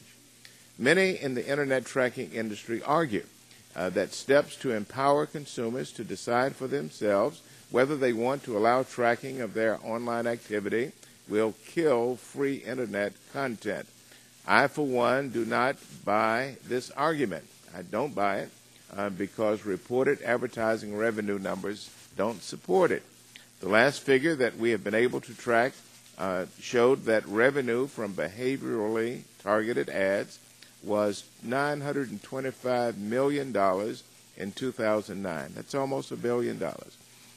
This figure was reported in a March 2010 marketing industry blog post. This is the only easily accessible piece of information that we have been able to find that specifically breaks out revenue from these ads. In 2009, overall revenue from every type of Internet advertising was almost $23 billion. Now, the first question is open to anyone who wishes to respond. Can any of you provide more recent figures that clearly break out the amount spent on behaviorally targeted ads last year, not on display advertising generally or all online advertising, but specifically on behaviorally targeted ads? Do any of you have any data that you feel you can provide? All right. As I used to say when I was a judge, let the record show that no one responded. I'm sorry, who was? Yes, well, Ms. let me just respond that yes. According to the FTC's definition of what online behavioral advertising is, one of our partner trade associations in the DAA, the Internet Advertising Bureau, found that over 80% of the ads that are delivered are OBA, or online behavioral advertising. Mm-hmm. And actually, I think, sir, the revenue number is significantly higher than the blog post that you cited. Yeah. DMA has done several studies, more recent than 2009, with Global Insight, and I think the number is actually substantially higher. Congressman Butterfield, I'd just like to add to that. The number, I can follow up with you, we can get you the specific estimates, but it's in the several billion dollars. And the other important thing to think about, there's two other important points. The first one is the definition of what is behavioral, and that's why a legislative approach could be so dangerous, because it could be anywhere from a reasonably small percentage to a number as high as 70 to 80%. And that's the first piece. And the second one is that this is the fastest growing part of the online advertising industry. So if you break out the different pieces, the data-driven behavioral and network advertising is growing at the fastest rate inside of an overall very fast-growing industry, along with video advertising. I guess the one other point that I would like to make here, too, is that there was a conversation about targeting individuals, and I represent the Direct Marketing Association. Targeting individuals is not a new phenomenon. It's something the Direct Marketing Association is close to 100 years old. So that is something that's gone on for close to 100 years. And direct marketing methods and techniques are part of the curriculum of almost every university that has a direct marketing program. So these are actual techniques and methodologies that are taught in university. So the thing that the internet has done is make the process faster and more nimble. But the techniques and the methods are not new. All right, that's helpful. Thank you. I yield back. Thank the gentleman, and the chair recognizes Mr. Kinzinger for 5 minutes. Well, thank you, Madam Chair, and thank you all for coming out and participating. I'll be the first to say that I think government needs to put an end to needless regulations that do little to protect the consumer or protect jobs. But I'm not convinced personally that do not track legislation is the right approach. I do have some serious concerns that without privacy protection, consumers can lose confidence in the online free market. Each of you represents responsible companies that are working to inform consumers of their privacy choices online. But in the end, you don't represent the bad actors that could potentially come and undermine your efforts. So my first question is to all of you, and we can do the hand raise thing. You all have basically answered this, but I just want to see for myself. Do you think the committee should pass privacy legislation to ensure the bad actors don't undermine your effort? Who's a yes on that? Okay, and who's a no? Okay, so 2 no's. Okay. I'm also deeply concerned by what a Stanford study that appeared in the National Journal yesterday said. The study shows that websites are unknowingly leaking email addresses, usernames, and other personal information to ad networks. If consumers had the choice and were aware of this transfer of personal data, I don't believe the mass majority of consumers would support websites selling this personal information to outside parties. Should consumers be required to opt in to allow websites to share this personal information? And let me also expand on that. I'm not talking about a 30-page privacy statement that nobody reads. I don't think I've ever read a 30-page privacy statement in my life. Something that should clearly be presented before it's being shared. So should opt-in be a requirement? I guess we can start right to left. Complicated question. It is a complicated. It's really complicated. Well, let's try to keep it very short if we can. So, Ms. Dixon, if you want to. Yeah. It's a challenging question to answer in a black and white manner. If there's a first-party relationship, that's one thing. But if we're using fair definitions of first-party, fine. Third-party, that's a whole different thing. It really needs to be opt-in for third-party. All right. Doctor? Sir? I actually agree exactly with this statement. Okay. Anybody else have anything, I guess? I have an opinion. And it is a complicated question. The wonderful thing about the icon is that it, which is over there, I think you were not in the room when I mentioned that, is that it gives consumers the choice about opting out of those third parties who are on a site, right, and not allowing collection and use of their data. And it's easy, it's transparent, and it's ubiquitous at this point. You can't be on the internet without seeing the icon on. So you're more of an opt-out versus an opt-in. Well, there are lots of reasons that the Stanford, and I don't even want to call it a study. I mean, it was the musings of a graduate student. It was not peer-reviewed. There was no methodology. So that, right. I mean, that's all it was. And there are I only lots have of a couple great minutes reputable left. studies out there, but that was not one of them. Right. As my colleague from Microsoft mentioned earlier, there are lots and lots of reasons why third parties are on websites. Some of them are there to serve ads. Some of them are there to collect information. Gotcha. But others are there to deliver content, like sports scores and stock scores. And so if you're absolutely blocking third parties, or you're collecting opt-ins for absolutely everything for third parties, the consumer has no, I mean, we go to CNN.com, we know what we want, and if I have to permit every single one of them, I don't know what I don't know. Thanks. Any of the other three you guys have any I'd like input? to just go back to. Go ahead. I'd like to go back to something you said about do not track and the need for legislation. The reason I said no is because it already exists in the form of the Federal Trade Commission Act. Okay. Just this morning, the Federal Trade Commission settled with a company for a deceptive trade practice. And the situation you describe tends to be firmly in line with those deceptive trade practices, and that's the right role of government. Thank you. I'm going to have to cut you guys off because I got one more question. I have an update from a major telecom provider which says they're going to start sharing user information with local companies based on their physical address on an opt-out. They're also going to start recording and sharing URLs of websites visited with actual physical location of that user's wireless device. It does say there will be no information that's personally identifiable, but after seeing the study, which you call into question, but I have some interest in, I'm not sure that it's even possible. Should sharing a user's geolocation data with ad networks require a clear, concise opt-in from the consumer? Let's go. If we go to the over, you three have anything first, and then we can go back. Sure, I'm happy to address that.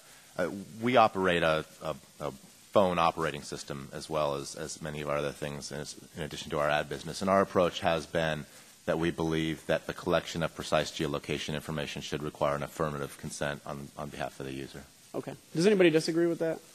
Well, the one thing I do want to say is that the if information as you're describing it right here is aggregated, that geolocation that's aggregated and not specific to an individual could be used for all sorts of business decisions. Sure.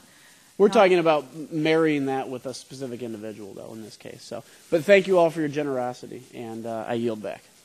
Thank the gentleman. The chair recognizes Mr. Dingell for 5 minutes. Madam Chairman, thank you. I commend you for this hearing. These questions are yes or no questions. To all witnesses, starting at your left and rather at your right and at my left, is it your understanding that interest-based advertising supports much of the free content of the Internet? Yes or no? Beginning with Ms. Lawler. Yes. Yes. Yes. No disagreement. Okay. Further, is it your understanding that the consumers expect much of the content they consume online to be free? Yes or no? Yes. Yes. Yes. Yes. So no disagreement on that. Good. Now wait. again to all witnesses. Do you believe that all consumers have the same view of interest-based advertising? Yes or no? No. No. No. Ma'am? No. No. Okay, so we have agreement there. To all witnesses, is it fair to say that imposing rigid privacy requirements on interest-based advertising would have a drastic effect on the way consumers currently experience the Internet? Yes or no? Again, if you please, Ms. Lawler. Can you ask the question again, please? Okay, I'll give it again. Is it fair to say that when that then imposing rigid privacy requirements on interest-based advertising would have a drastic effect on the way consumers currently experience the Internet? Yes or no? I'm going to say probably. Okay. Sir? I know you asked for yes, no, but I think it depends what you mean by rigid. We think that can be some baseline privacy requirements that are perfectly consistent with the business models and innovation that we're talking about today. Now, I will not object to any of you panel members giving additional response for the purposes of the record, because that's fair to you. Mr. Meyer? I would agree with Mr. Hinsey that it depends on the level of the rigidness, but the potential for it having a negative impact is unnecessarily high, in my opinion. Thank you, ma'am. Well, I have to give you the lawyer answer, too, which is it depends, because I think that our program imposes very rigid requirements, and I think that the way that we've done it does not adversely affect the Internet. Thank you. Our next two panel members, please. Also, my answer is not necessarily. Ma'am? The answer is not necessarily. However, I'm not sure that that's the only thing we should be focusing on. So I guess that's a maybe. To all witnesses, do you believe that the current industry efforts to protect consumer data privacy are sufficient? Yes or no? Please, Ms. Lawler. Yes, but we can do more. Mr. Hates? Generally, yes. Okay. If you please, Mr. Meyer. We're off to a very good start, but we need the support of, in particular, this committee and the Federal Trade Commission to accelerate the acceptance. Thank you, ma'am. I'm sorry, sir. Could you repeat the question? I didn't. Well, do you believe that current industry efforts to protect consumer privacy are sufficient? I believe that they're sufficient, but I also know that our program is evolving. So we have to have the ability to evolve and get stricter as times change. Thank you. The last two panel members, please. Unfortunately, not. But I believe there are industries, privacy-enhancing technologies, which could definitely help. Ma'am? At the current time, no. However, I believe that the efforts could be improved through self-regulatory reforms, such as involving consumers, having independent bodies overseeing the efforts, and other things that would greatly add to the credibility. Stop, but I have 1 minute and 3 seconds left. Do you believe that such efforts can be improved? Or do you believe that Congress should pass data privacy legislation? We believe that there's a significant opportunity for businesses to come together and lead more and do more in a self-regulatory approach. If Congress were to act, it would need to be a principle-based approach that's flexible and nimble and is not overly prescriptive. Mr. Hassey? I think current efforts can be improved, and they are being improved, and I think that there's also a role for baseline federal privacy legislation. Mr. Meyer? I don't think it's necessary, but if there were any type of legislation, it would need to provide safe harbor for existing programs. Our next 3 panelists, please. I do not think that legislation is necessary, and I think that our table includes many wonderful American companies, including GM, and I would invite everybody here to be part of that program because our table is open. Sir? I believe it can be improved, and legislation can foster the deployment of technologies based on public-private key encryption, which satisfy privacy and data sharing. Ma'am, if you please. Legislation will help, and improvement of the current regimes will help as well. Thank you. Now, again, to all witnesses, I'm intrigued by the concept of do not track list. Is it advisable for the federal government to mandate a do not track solution that prevents people from being tracked by the multiple devices that they use to access the Internet? Yes or no? Starting with you, Ms. Lawler. We don't believe that it makes sense for the government to mandate a specific do not track approach. We think it needs to evolve in terms of tools and technology. Thank you. We agree with the comments of Ms. Lawler. The FTC has done a good job of encouraging industry to move forward, but the industry has responded in an effective way. Legislation to mandate legislative mandates for technology we don't think are the right approach, especially because it would extinguish a very vibrant, competitive entrepreneurial market that provides these tools today that continue to evolve and compete with each other. Thank you, ma'am. People need education. They need to know what's going on. They need to be able to make their own choices. If you please. It may not be the ideal solution, but it's better than no solution. Ma'am? We support do not track as legislation. Okay, I know that I'm out of time. Madam Chairman, thank you for your courtesy. Thank you, Mr. Dingle. The chair recognizes Mr. Olson for 5 minutes. I thank the chairwoman. And again, I want to welcome the witnesses and thank you for giving us your time and expertise. And just for the record, my neighbor's kids were not out in the lobby early this morning. They're still back home in Texas, as far as I can tell. And my first set of questions is going to be for you, Ms. Woolley, and I want to follow up on the line of questions from Ms. Blackburn from Tennessee about the economics of privacy. And I'm familiar with the Digital Advertising Alliance's effort to develop the advertising icon, so probably displayed over here, which provides consumers with notice and choice about ads being delivered to them through behavioral targeting. Many of the big companies have adopted the icon, but as you know, small business drives job creation in our economy. So can you elaborate more on how you've made the icon available to our nation's small businesses for free? Yeah, thank you for raising that. It's actually a great story. We've made the icon available for free. If you have less than $2 million of revenue that's derived from online behavioral advertising, you can get in your small business, you can get the icon for free. We also have a program with one of the ad networks that deploys the icon on small business websites. And the thing that does is it enables those small businesses to get revenue from the ad networks because their ads are now they're now targeted ads. So it enables small businesses not only to get revenue from the business that they're in, but from the advertising world as well. So it's actually a great program. That's my feeling as well. I mean, would you say that the icon provides a competitive advantage to companies that adopt it? Or put another way, are companies competing for business based on privacy features? Actually, that's very interesting. When we launched the icon, we did not anticipate it being a trust seal of sorts. We thought that it was really just a consumer notice and choice mechanism, but it's actually wound up being a trust seal, and companies are competing based on the fact that this is a symbol that consumers can see. They know that there are principles and enforcement behind it, and they wind up trusting that site much more than they would otherwise. So it actually is becoming competitive and driving companies Absolutely, to be better. it's become competitive. Yes, and finally, if you, in your testimony, you mentioned that one of the major benefits of industry self-regulation is its ability to respond quickly to changes in technology and business practices. And some have raised concerns that data collected for advertising purposes could be, hypothetically, used as a basis for health insurance or credit eligibility decisions. But we don't have any actual examples or cases of this happening. But DAA is still going to address these concerns and expand your guidelines to clarify these kinds of practices that would be prohibited. Can you elaborate more on that initiative? Yes, sir.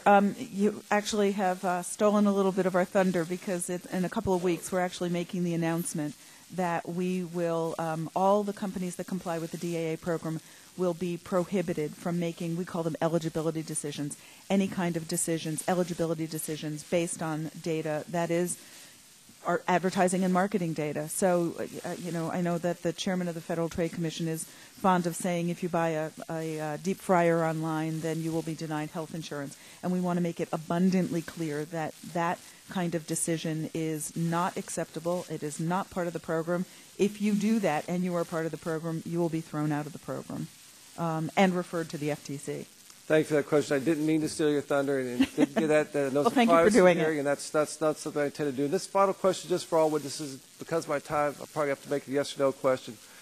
But it's my understanding that the FTC has received a very wide range of comments concerning consumer attitudes and behavior when it comes to privacy. My interpretations of this wide range of comments, there's no clear consensus. Some consumers feel more strongly than others about online privacy protections. And so my question for all of you, which is starting to the left and work to the right there, Is there any hard data you're aware of that demonstrates the level of discomfort or the percentage of consumers who are willing to forego the benefits of free content online in order to avoid being tracked? Yes or no, starting at the end with you, Ms. Lawler. I don't have any specific information from our consumer or customer studies that would indicate that particular type of action. It's hard to interpret a lot of the studies out there because, as Dr. Akisti pointed out, there's a discrepancy between what people say and what they do. And so you can find a lot of studies that say people are very concerned about privacy, and I believe there's something behind that. But in terms of the trade-offs, that's harder to quantify. Mr. Meyer? Yeah, we haven't seen that research. It's the same juxtaposition between what consumers say and what they do, but it's something that we're actually looking at Evidon right now. Ms. Woolley? People vote with their feet or with their pocketbooks, and I think it's accurate to say that people are concerned about privacy because they are. And I think it's also accurate to say that people are not afraid to use technology and they're not afraid to use the Internet. Sales on the Internet have gone up exponentially in the last 3 years, and people's new devices come out. People love them. They buy them. They download apps. They're very willing to adopt all of these new things as they come out. They love them. And we are very mindful of the fact that as an industry, we're the ones providing all these great and wonderful and engaging things to people, but we have to take into consideration their desire for privacy, and that is the main reason that we have created this entire program. You've met my 14-year-old daughter. Mr. Aquis? Excuse me, the gentleman's time has expired, and there will be an opportunity for second round, but there's still other members needing to ask questions. Yield back. Thank you, ma'am. Thank the gentleman. And the chair recognizes Mr. Stearns for his 5 minutes. Thank you, Madam Chair, and let me just compliment you. It's a great hearing, and I'm glad to have all these witnesses here. Ms. Woolley, let me say that I think that your logo and what you're doing is terrific, and I think it goes a long way towards this self-regulatory behavior and program, and we just got to educate the consumers what it means when they see your logo. And hitting that logo, when I look at your slides, it starts to move into a little complication, and had you thought about perhaps even simplifying it either further, or you think you're at the point where it's pretty well understood by consumers? I don't think it's at the point where it's understood by consumers. We're actually in the fall going to be, later in the fall, going to be launching an education campaign just to get at that point. We really hope that over time consumers will look at the symbol and know exactly what it means, kind of the way consumers look at the recycling symbol. 15 years ago, nobody really knew what the recycling symbol was, and now they do. Good housekeeping seal, which everybody recognizes is universally accepted. Exactly. But to answer your question, though, about whether the program is where it needs to be, we launched this program a year ago, and we are constantly looking for suggestions about evolving the program, making it more consumer-friendly, and making it do what really all of you want it to do. So I welcome that input. When I look through your slides, it's almost as a consumer, I just want one big button. Can I opt out? And that's it, and it's done. Well, if you go to, there's two ways that you can get to our opt-out. You can get to it from the icon that is on ads. The other way that you can get to it directly is if you go to www.aboutads.info. And if you go to that site, in the middle of the site is a huge check mark, and it says for consumers. If you check on it, you can opt out right there. And if that opt-out, when you do that, does that apply to all your companies, or does it apply? The first thing that happens is you will see your computer churning away, and it will tell you the ad networks that are operating on your browser on that computer. Okay. And you can opt out of all of them if you want to. Immediately behind it is a screen that tells you all the ad networks that exist. I got you. And you can opt out of all of those if you want. Well, I think it's a credit to what you're doing. When you see the European Union's privacy policy, and then you see a lot of Latin America and a lot of Asian countries are stopped. India start to include a privacy policy adopted after the European Union. We're almost going to be sitting here with this self-regulatory type of operation compared to everybody else. Do you feel that there's any federal baseline legislation that's needed at all for privacy? Not at this time. You know, we've got some great privacy laws in the area of HIPAA and Gramm-Leach-Bliley, ECPA. They're dealing with financial and exactly. healthcare. You know, there are lots so of you great don't think privacy there's any laws. other area that's more I do sensitive? not. Let me just start to the left here, just yes or no. Do you think there's any need for federal baseline legislation for any aspect of personal privacy on the Internet? Just yes or no? I need to say more than yes. Or No, just yes or no. I mean, if you have to check off whether we need federal baseline legislation for any aspect of personal privacy on the Internet. Well, as a company that's already regulated by some of the laws just mentioned, if there were a federal baseline approach, we'd want to see something that's principle-based. So we think that there's a potential for an appropriate baseline. Well, I can ask you if personally. that came in place. I have a bill, H.R. 1528, and Mr. Matheson, have you looked at that? I'm sorry, ask again, please. It's H.R. 1528. It's a privacy bill that Mr. Matheson and I both dropped. Yes, I have looked at that. Do you think there's anything in there that you think should be needed? I would have to... You won't offend me if you say no. It doesn't bother me at all. I have nothing tied to my legislation. I think there's some things there that are workable. Okay, let me just go down and ask you if you think there's any federal baseline legislation. Yes or no? Yes, we've been on record for a number of years. I know. I thought you had. Go ahead, Mr. Meyer. So we don't support any new baseline legislation, but having read your bill, the piece that we do like is the provision for the safe harbor for existing self-regulatory. Using the Federal Trade Commission. Yeah. Okay, Ms. Bull. Ditto with that. Okay. Professor? Yes, we do. Self-regulatory solutions tend to fail under pressure, and recent studies have shown that there is frequent non-compliance with NAA and the DIA initiatives among the top 100 websites. User studies so your have answer shown would be yes, there needs to be some type Correct. of... Okay. Ms. Dixon, I assume you're a strong yes. Yes, and at the same we would still like to see reforms of existing self-regulatory programs to include consumers and other reforms. Let me ask this last question and just ask one person. I'll take too much time. What benchmarks are needed for self-regulation? I mean, could you say from your experience what benchmarks are needed? You, yes. Since you represent the Digital Alliance. Thank you. I think the right benchmark is not how many people opt out. I think the right benchmark is how many people are seeing icons and do they know what it means. Education. So I think education is the right measure. Thank you, Madam Chair. Thank the gentleman, and the chair recognizes Dr. Cassidy for 5 minutes.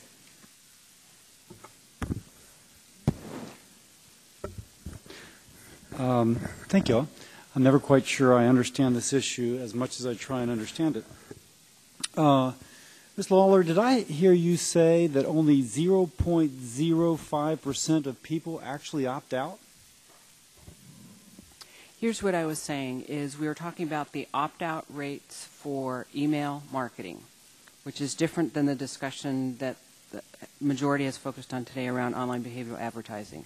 And so what I was actually listing was kind of a range of industry standard, which is 0.1 to 0.05. So that's a different kind of data than what we're talking about with opt-out for behavioral advertising. Okay. Ms. Woolley, Ms. Dixon raises some troubling things in her testimony. She speaks of how AOL once released some data sets New York Times was able to track backward from these compressed data sets, supposedly disjointed, to find out where somebody lived. Now, do current self-regulating processes prevent that from happening again? Because that would certainly spook me if New York Times was knocking on my door, hey, Bill, what's happening? So you see my question?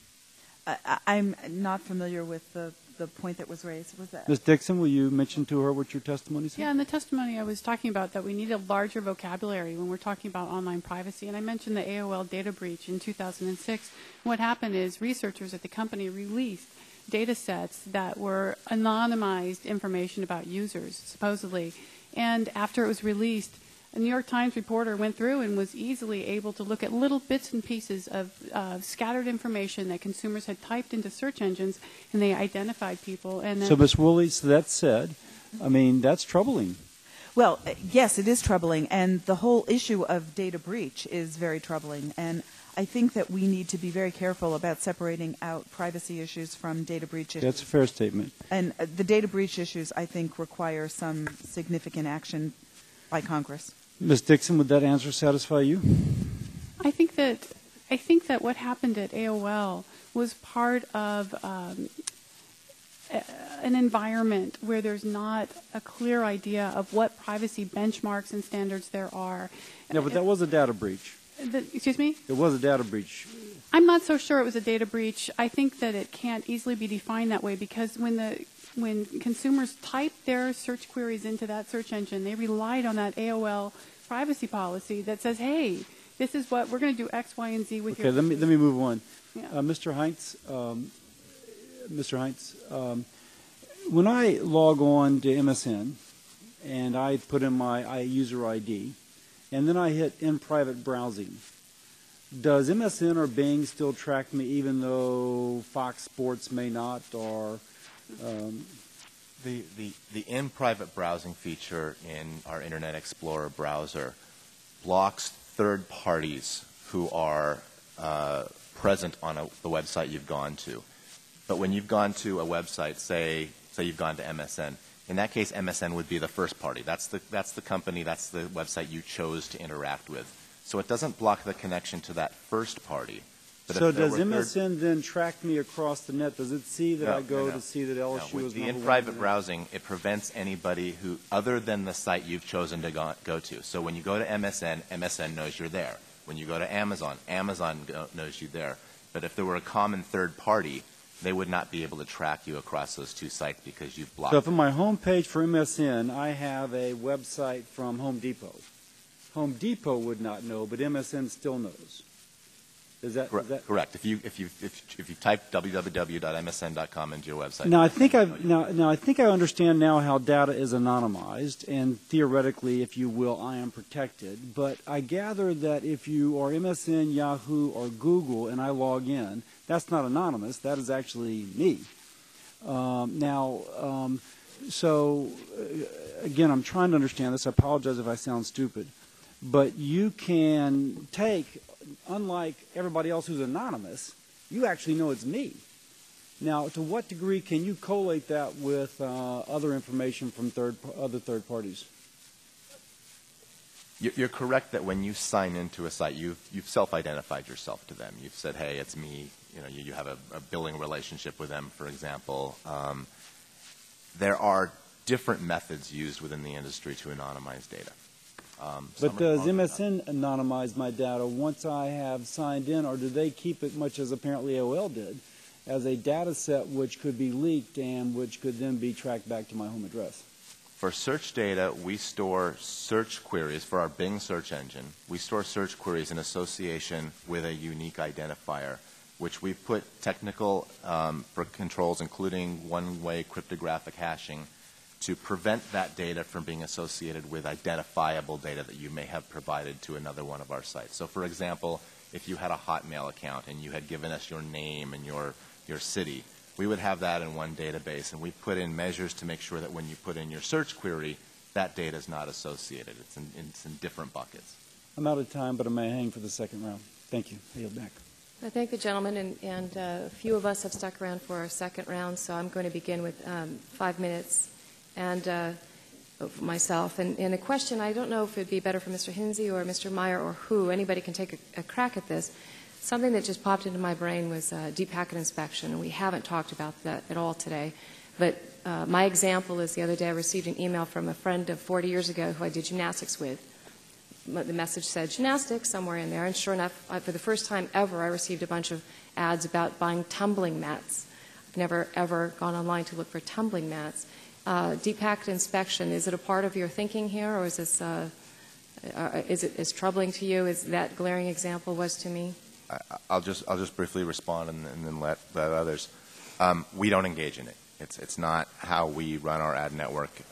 Even within our own email online service, Hotmail, we do not base advertising based on the content of your email. Other companies do that. We do not. Have you supported in the baseline legislation you've said you've supported in the past? We have supported federal baseline privacy legislation, like others in the on the panel. We think it should work in conjunction with self-regulatory initiatives with safe harbor provisions, but it's something we have supported. And DPI, would you support throwing that in there then? Deep packet inspection, would you support putting that in there? I think that one of the challenges with legislation is that when you get into particular technologies and try to ban technologies or methods, that can have unintended consequences. You talk about deep packet inspection, you talk about super cookies. There are certainly uses where we think those methodologies are inappropriate and invasive and not consistent with consumer expectations or choices they've made. But one can imagine that those kinds of technologies would be put to very beneficial uses. And so I think we have to be very careful about trying to regulate specific technologies. Thank you. Mr. Meyer? I agree with Mr. Hinsey. I think that Evidon's purview is not doesn't expand out into deep packet inspection, but our opinion is similar to their opinion on super cookies, that right now we don't see it as a good use in online marketing, but legislation carries with it a lot of risks around legislating a technology when things are evolving this quickly. Thank you. And I really enjoyed Mr. Guthrie's questioning earlier. He really got to the crux of the whole matter. What does this mean? And Ms. Dixon, you took a crack at the answer, but it's the reputational harm that we're all concerned about. And then I'm also concerned about a bridge too far. When does reputational harm then translate into physical harm? And those are the questions that I think we need to grapple with as policymakers. But and I keep going back to how the content, we had P2P, we had Kazaa and Napster and things come up. Then iTunes came on the scene to deal with peer-to-peer. And now we're back to like a Spotify method where content is all free again. You could download 3,000 songs for free. So it's still evolving, and the business models are evolving. But really, maybe perhaps jumping ahead here to Intuit. Reputational harm for consumers is one thing, but I know that Intuit, the reputational harm that could happen to a company should they breach consumers' confidence is also something worth considering. And I think Ms. Woolley and Ms. Lawler, if you'd like to take the next minute and 45 to talk about your version of what would happen to your company if you lost consumer confidence by breaching what consumers believe you do to protect them.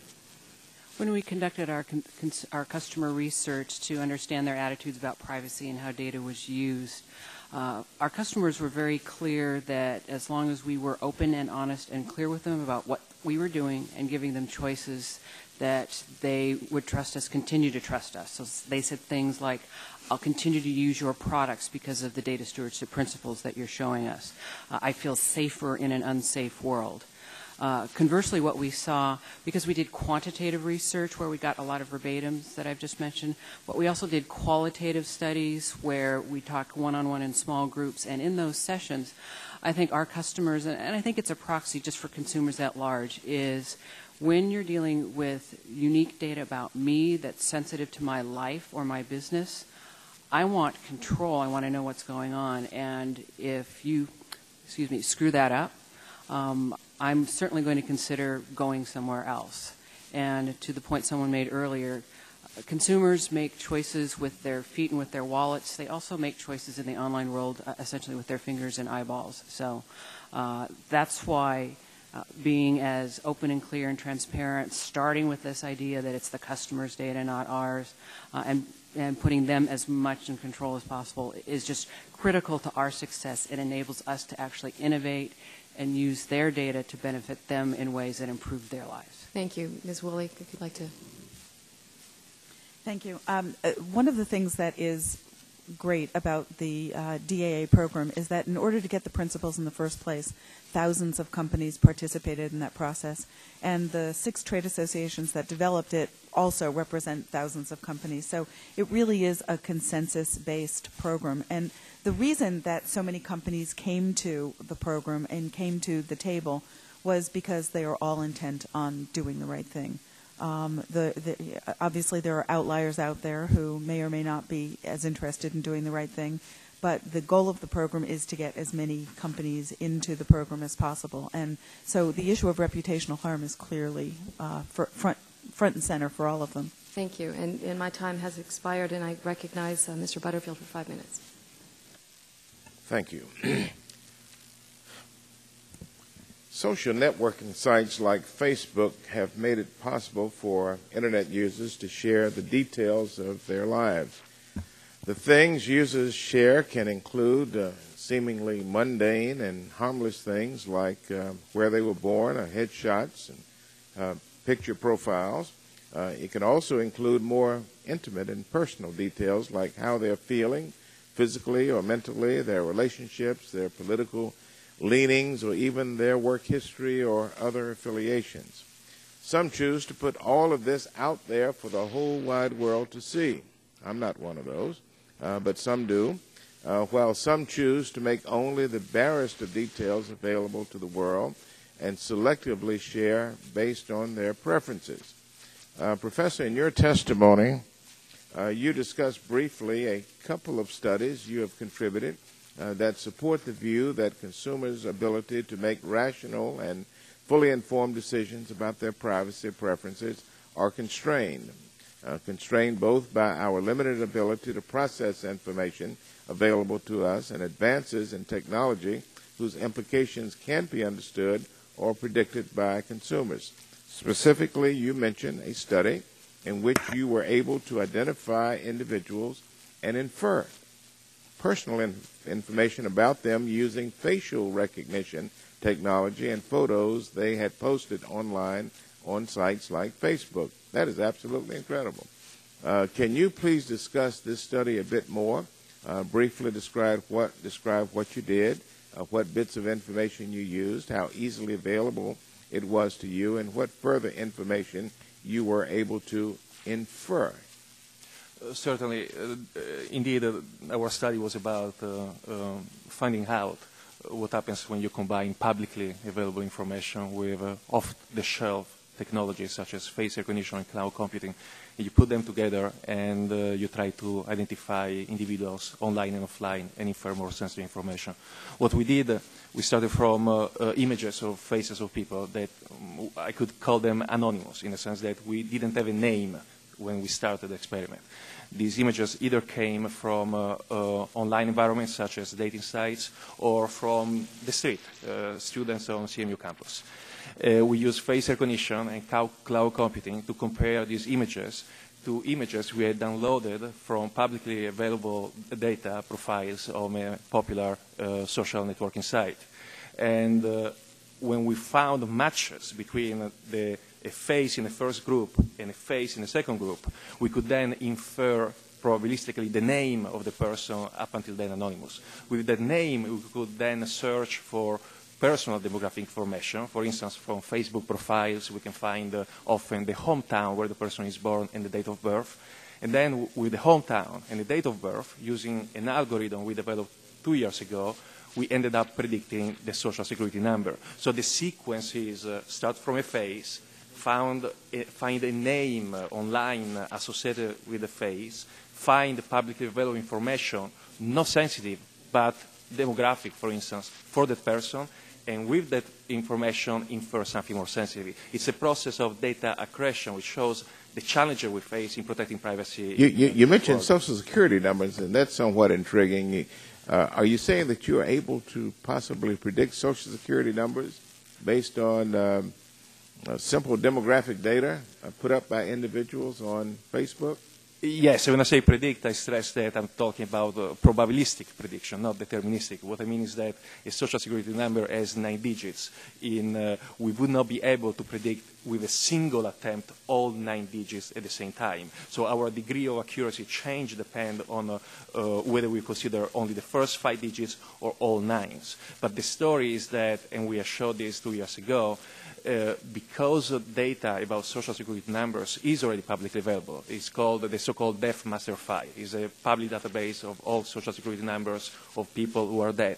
And because we have so much demographic data for people who are alive, we can interpolate, combine the two data sets, and end up predicting SSNs for alive individuals. Yes. Let me yield to the chairman. I appreciate that very much. I think this is an important point that needs serious clarification. You can find all of that data on any public figure right now by going to a bio. You can open a book, somebody's written their life story. You don't need to create an algorithm. You can just do that. Why aren't people just creating, I mean, other than the creating the Social Security number, but you're trying to protect people from, for example, any member of Congress. All that data is out there. So how is it different? So, indeed, there are 2 points to make here. One specific to SSNs. In recent years, the regulatory approach has been towards making Social Security numbers less available because we know they are so sensitive. And in a way, that's well intended, a good meaning. But the challenge we show with our results is that even if you make Social Security numbers less available in public documents, they can still be predicted from otherwise publicly available data. Thank you so much, Mr. Butterfield. But your point that you began with, I think facial recognition technology is troubling for everybody. But your point was you're not critical of Social Security numbers. You were talking about how easy it is to search because we could be taking a picture of any view and suddenly by tomorrow have your Social Security number. That's absolutely correct. But this is the privacy debate. Is on the online world, we're asking for more than perhaps has been out there for years. And these things aren't happening. So I just want to point that out, and I have overexhausted his time. So I need to, okay, yes, if you can respond briefly. The Social Security number prediction is just an example of what can be done. The story we were telling with this recent study is that we are now close to a point where you can start from an anonymous face in the street and predict sensitive, not publicly available, but sensitive information about the person. I thank the panel and the gentleman for yielding to me, and I'm happy to now recognize Mr. Stearns for 5 minutes. Thank you, Madam Chair. We hear from consumers and from researchers like the professor today, and even from Intuit's own research, that privacy policies are too complicated and consumers don't bother to read them. And myself, if it's 1 or 2 pages, I don't go further. And so I think most consumers just don't take the time. And then, of course, if the privacies are on the thin side and they're just such that they don't advocate enough and not protection. So I guess, how do we bridge the gap and provide full disclosure without alienating the average consumer who is not a privacy professional? It seems to me that's about where we are. If we're talking about a self-regulatory incentives, then you've got to have some kind of policy which bridges this gap and provides the information without confusing the consumer. So I thought I'd just go from my left to the right, maybe some ideas of how we could do this so that the consumers are educated, for one, and two, that the privacies are not complicated and maybe the design work or something like that, some ideas. We're experimenting with different types of what I would call explanations to customers, and that's really out of our research. And some of our early findings suggest, similar to what we've heard a little bit about today, but that an simple, plain English explanation in context. So you can't offer a big blanket opt-in or opt-out or whatever kind of choice at the beginning of something where it's not relevant to me. I don't understand it, and our customers have been very clear about that. And I think there's probably other studies that validate that. But in context. So we're actually running tests right now. We don't have the data yet. We'd be happy to come back and share that in a future time. Okay. One of the other things that we did that I think, just a couple of other quick thoughts, sir, is if we stop thinking about privacy policies and privacy statements and put it in this framework and this idea that plain, simple, short explanations, you have to have a policy somewhere. But really what consumers want is something that's simple, easy to understand, real time. And if companies haven't done it, what I would suggest they do, which we did recently and have made improvements significantly, is run your policy statements, your explanations through a grade level analyzer. So we did that, and we've simplified our language so that it was closer to a 9th grade level rather than where we started a couple of years ago at 13th grade level. Okay, let me just go through the panel here. I only got about 2.5 minutes left. Yeah, to cut this short, I agree with everything Ms. Waller said. I think that in our experience, the challenge is to get information in front of people when you're most likely to capture their eyeballs and their attention. And sometimes that means at the point of a decision-making, when they're making a particular decision. Sometimes that can be too disruptive because they're so anxious to get the thing done that they're trying to get done that if you put something in front of them, they're just going to hit cancel or yes or whatever the default is. So sometimes it's at the time you're installing a product. Sometimes it really sort of varies, and you get there a little bit. But the point at which you get your attention is what you're saying. Yes, yeah, Mr. Meyer? Yeah, very much so. I mean, that's our business to figure this out. And the key thing I would add to the discussion is... Why, Mr. Meyer, don't you have privacy with a video? Just a quick, I never see anybody have a video for a privacy. Some companies, some of our clients do have videos in their privacy policies. Somebody would say, do this, do that. Yep. Do this. It all depends on the segment. It's very hard to know which type of user is showing up in which particular experience, and the key is to create a layered experience so that it can stand up to the scrutiny of privacy advocates and academics, as well as be simple enough for someone to get through it in a few clicks. And that's part of the reason we did this partnership with Akamai, to get the first layer as close to the point of engagement as possible, and then allow consumers who want more detailed information to dig through it, but not force them to read through a whole complex policy. Gotcha. Ms. Wool? The goal that you mentioned is exactly the goal of the program, the Advertising Option Icon program. It is in 1 or 2 clicks, a simple explanation about what's going on. Have you thought of using video a deep on it? privacy policy, and it's also, you can opt out. Is there, instead of a narrative, do you think a video would be better? There is not a video, but good idea. I mean, it's something we may try and do. Because you see, across these websites, the ones that are more successful have videos instead of the narrative. Anyway, Professor?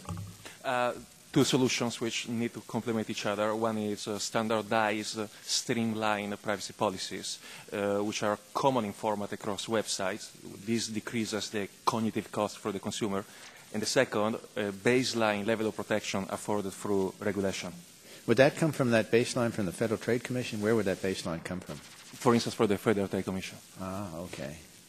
I agree with Professor Acquisti's remarks. I would just add one thing. We're talking about improving self-regulation of consumers. I think we ought to hear from the consumers, and the consumers ought to be part of that self-regulatory process and have a permanent and defined role in that process so they can give us direct feedback. Good. All right. Thank you, Madam Chair. Thank you, Mr. Stearns. The Chair is happy to recognize Dr. Cassidy for 5 minutes. Mr. Hines. Okay. Somebody, y'all have a phone, right? Y'all have a phone system. Microsoft does. If I log on my phone, I register my phone, I pull it out of the box, and I register it, and it says, hey, I'm Bill Cassidy, I'm da-da-da-da-da. And I also, again, have MSN. You spoke about this kind of firewall, if you will, between my Hotmail account and my MSN activities.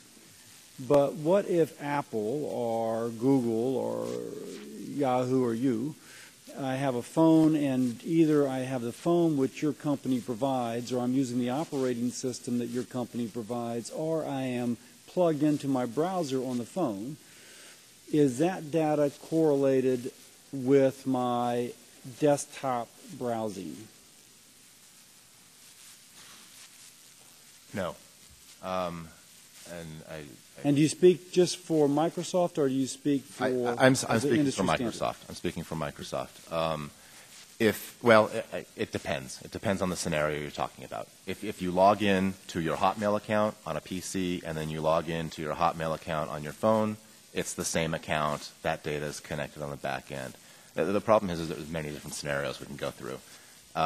If you are using a location-based service where we, as the operating service on the phone, is providing this location service, that location data comes up without any identifying information. It comes up only so that it can send back location information so that an application can take advantage of that. And on our back end, we don't store any unique IDs at all associated with the hardware or a user. And so, it really depends on the scenario. In a logged-in scenario is the one scenario where, yes, there would be a linkage across PC and now, could this data be, or is this data, when it is connected, is it collated, correlated, data-dated in order to further target me in a more sophisticated fashion?